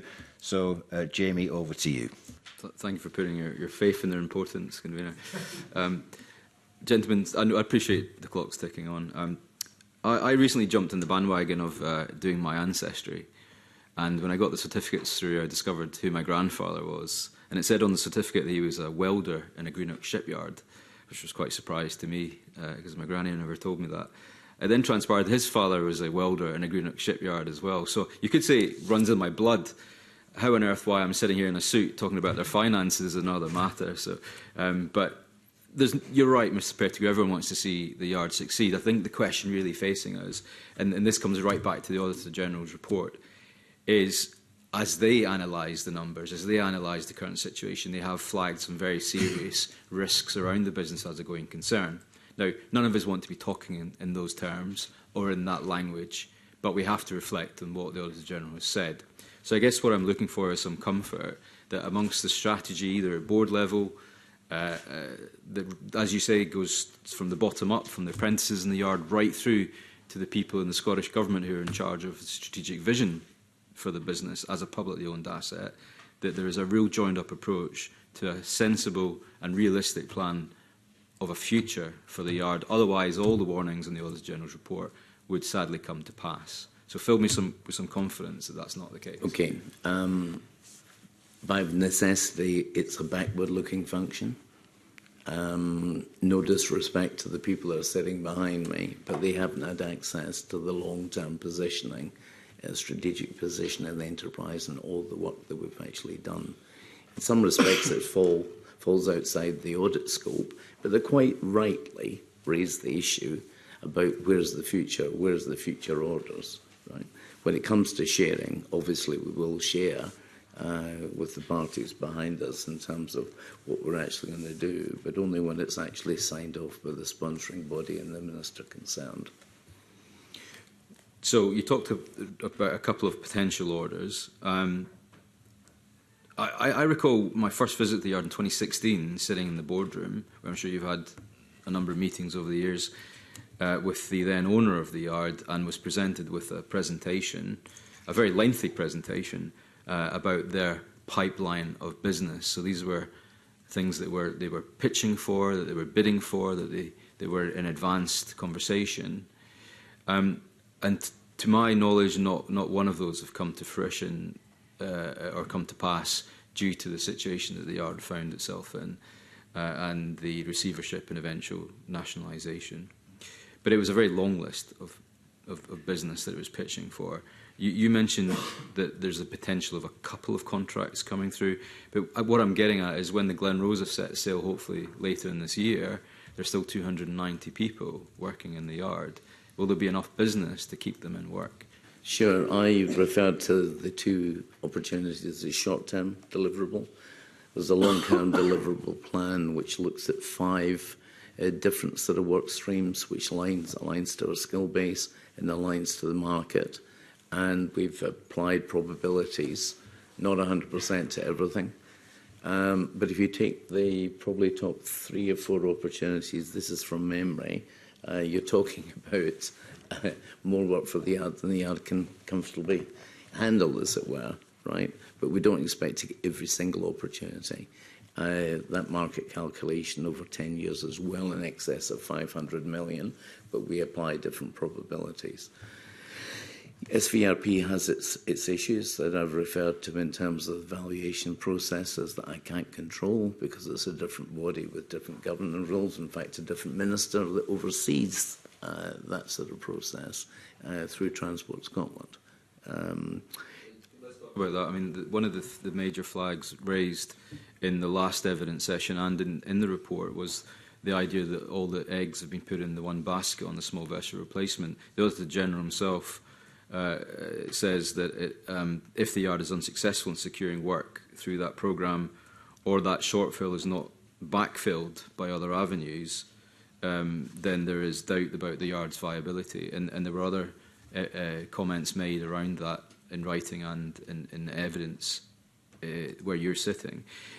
So do you accept perhaps in the creation of the business plan for the yard that too much emphasis or reliance on winning that business was placed on it, and if that doesn't follow through, does that leave a huge gaping hole in your business plan? No, it doesn't leave a huge gaping hole in the business plan, but as I alluded through the procurement process, there's not a fair and equal field for Ferguson Marine to participate in that procurement process because of the weighting given to price and the competition from overseas markets.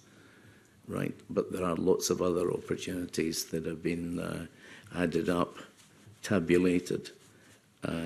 Experts have been spoken to in terms of validating Ferguson Marine's standing in the shipbuilding community, expert advisors who've provided advice and input to the strategic plan. And there are many other opportunities. So everything's not on the table, everything's not set at 100%, right? It's not, but it will be revealed in a strategy document what we're actually attempting to do. So not all 100% eggs in one basket. I mean, are you saying, though, we can't be beaten on price because, of course, Turkey, Asia, Middle East, other countries will build ships cheaper, perhaps for many different reasons, perhaps reasons that we wouldn't agree with, such as the conditions of their workforce or how much they pay their staff or their health and safety records, for example, all the things that we like to excel in Scotland, in our shipbuilding community. Absolutely. However, what your plea to the government is that aside, look at the wider macroeconomic benefits to putting this work into Inverclyde. Is that what you're saying? Yes. Okay. Can I ask what the intentions of the long-term future are for the yard? Is it still the stated intention of the Scottish Government to return the yard to private ownership? And if so, when? So that is the stated intention at the appropriate time, if the circumstances allow. The time is now. I'm asking, is that the current intention? The intention is to do it at the appropriate time. Right. And so now is not the appropriate time. Clearly, indeed. Glen Rosa needs to be completed. It needs to be delivered. Working on the strategy, going to agree that business plan very soon. Need to find new work for the yards. Lots of optimism you've heard here today. So we need to get this right, and then at some point in the future, we will be able to identify the appropriate time when we'll be able to consider once again a market testing exercise. We will, of course, retain the opportunity, the ability to respond to opportunities should they emerge, but there is nothing of that sort that we can point to at this moment. So it's a question of doing it at the appropriate time. And the yard is obviously striving at the moment to secure new business. Can I ask, and I have no view on this but does the fact that it is publicly owned or state-owned, if you like, in that terminology, inhibit or improve its ability to compete for, tender for, and win new business as a Yard? Because that's never really been clear to me. So I think you could potentially see advantages and disadvantages. I suppose I would observe that most shipyards are not in public ownership. Clearly, there are a number of shipyards around the world, including some that Ferguson's will compete with, that are in public ownership, and the public sector may be involved in different ways. But even for a sector which relies on orders from governments, including the related military sector that's been referred to already, the norm within the sector is to be within private ownership. Okay, that sort of answered the question. Can I ask, obviously one of the major sources of pain over the last couple of years has been the nature of the vessels that were delivered, complicated systems that the Yard hadn't made before, effectively. Does that also present an opportunity? And by that I mean the dual fuel LNG systems that had to go into the Sannox and the Rosa. Are you coming out of that experience with expertise, with proprietary knowledge or IP that is sellable in the open market? Or is that an area that you just think we've really burnt our hands on that technology and we'd rather do something else as a business? John? No, I think it is a sellable product. Everybody keeps calling it a complicated vessel, and I keep correcting them and saying it's not a complicated vessel. We just didn't plan it right. That type of stuff. We're more than capable of building those ships. It's just a dual fuel. You know, it's just two different fuels, right? We put the pipes in at the wrong time. You know, let's call a spade a spade. You know, but we do need to get back to a series of vessels so we can actually put lessons learned. You know, the last time in front of the NZ committee, and I get harangued by some of my ex-colleagues by making it sound as if in a previous life we were on about with chickens with our heads cut off. What I was trying to emphasise, when you get 6 or 9 vessels, once you get to the second or third vessel, you've started to understand the flow and it becomes second nature. So that's why the SVRP programme would be an ideal programme for us, because even if you do make some mistakes at the beginning, you'll learn from those mistakes and not criticising anybody before us. You know, we tried to build the second vessel too soon after the first vessel. So you need a design to be firm before you start. So to answer your question, I don't think we should shy away from any of this type of work. We just need to plan it better and understand the build strategy and put a plan in place. That's great. My last question is just on something that was mentioned earlier about the finances. I'm looking for some reassurance that any cost overruns that arise in the next couple of weeks or months that are identified by the Yard, that the funding for that will be met through additional funds provided by the Scottish Government, and none of that will come from either the money that's been put aside for the capital investment to improve and upgrade the Yard, or indeed any other part of the Yard's existing budget. And the reason I mention that is because that's exactly what happened last time. The Scottish Government gave money by way of loans to the Yard for the purpose, the stated purpose, of improving the Yard's infrastructure. And all that money and we all know all that money got soaked up in the Glen Sannox cost overruns. That was the reality of the matter. So I'm looking for some comfort that that's not going to be the case again. So that would be a decision for ministers. However, I would point to what ministers have said about their commitment to making this investment. They have signalled that they will approve this investment subject to satisfactory results from the commercial due diligence. So, will it be ring-fenced, I guess, is the question. Will that CapEx investment in the Yard be ring-fenced? I can't make budget allocation decisions, I'm afraid, but, okay. But it's a decision for ministers, but I would point to that commitment. Okay, thank you. Okay, right, thanks. Graham Simpson is trying my patience, but he's persuaded me that he's got one short question to put for which we are looking for one short answer. So, Graham, over to you. Well, I often try the patience of the convener. Yes. The business plan, one of the assumptions is that the yard will remain in public ownership for 5 years. Is that realistic? Sorry, Colin. I mean, we're using the terms, the new business... You're looking at the business plan that isn't currently on the table for us to go forward with. The new business plan may well make assumptions on the nature of ownership, but we haven't seen it yet. And as Gregor says, there is an assumption that at some point, if the time was ever right, we would return the yard to the private sector. But we'll wait to see what the business plan says. But is 5 years realistic in your view, or could it be shorter? Well, I mean, I think the plan is likely to talk about a capital investment programme over a couple of years. It's going to look at contracts that may or may not be available over a 5 to 10 year horizon, and we'll make there'll be a decision about ownership during that period. But of course, to return the yard to the private sector requires someone to be interested in the private sector to do it, and that's something that is unfortunately outside of our control. So it would be, if that opportunity arises, we would look at it, and we'd look at it with full commercial due diligence. Okay, thank you very much indeed. It's been a very useful session for us. The point of it, I think, is to shed light. There are times when we've had a bit of heat, but I think we've had a fair amount of light as well. So it's been a very useful session, and important, Mr. Miller, that these things are on the public record. As spoken by you as a collective, so that's important to make sure that's clear for all to see.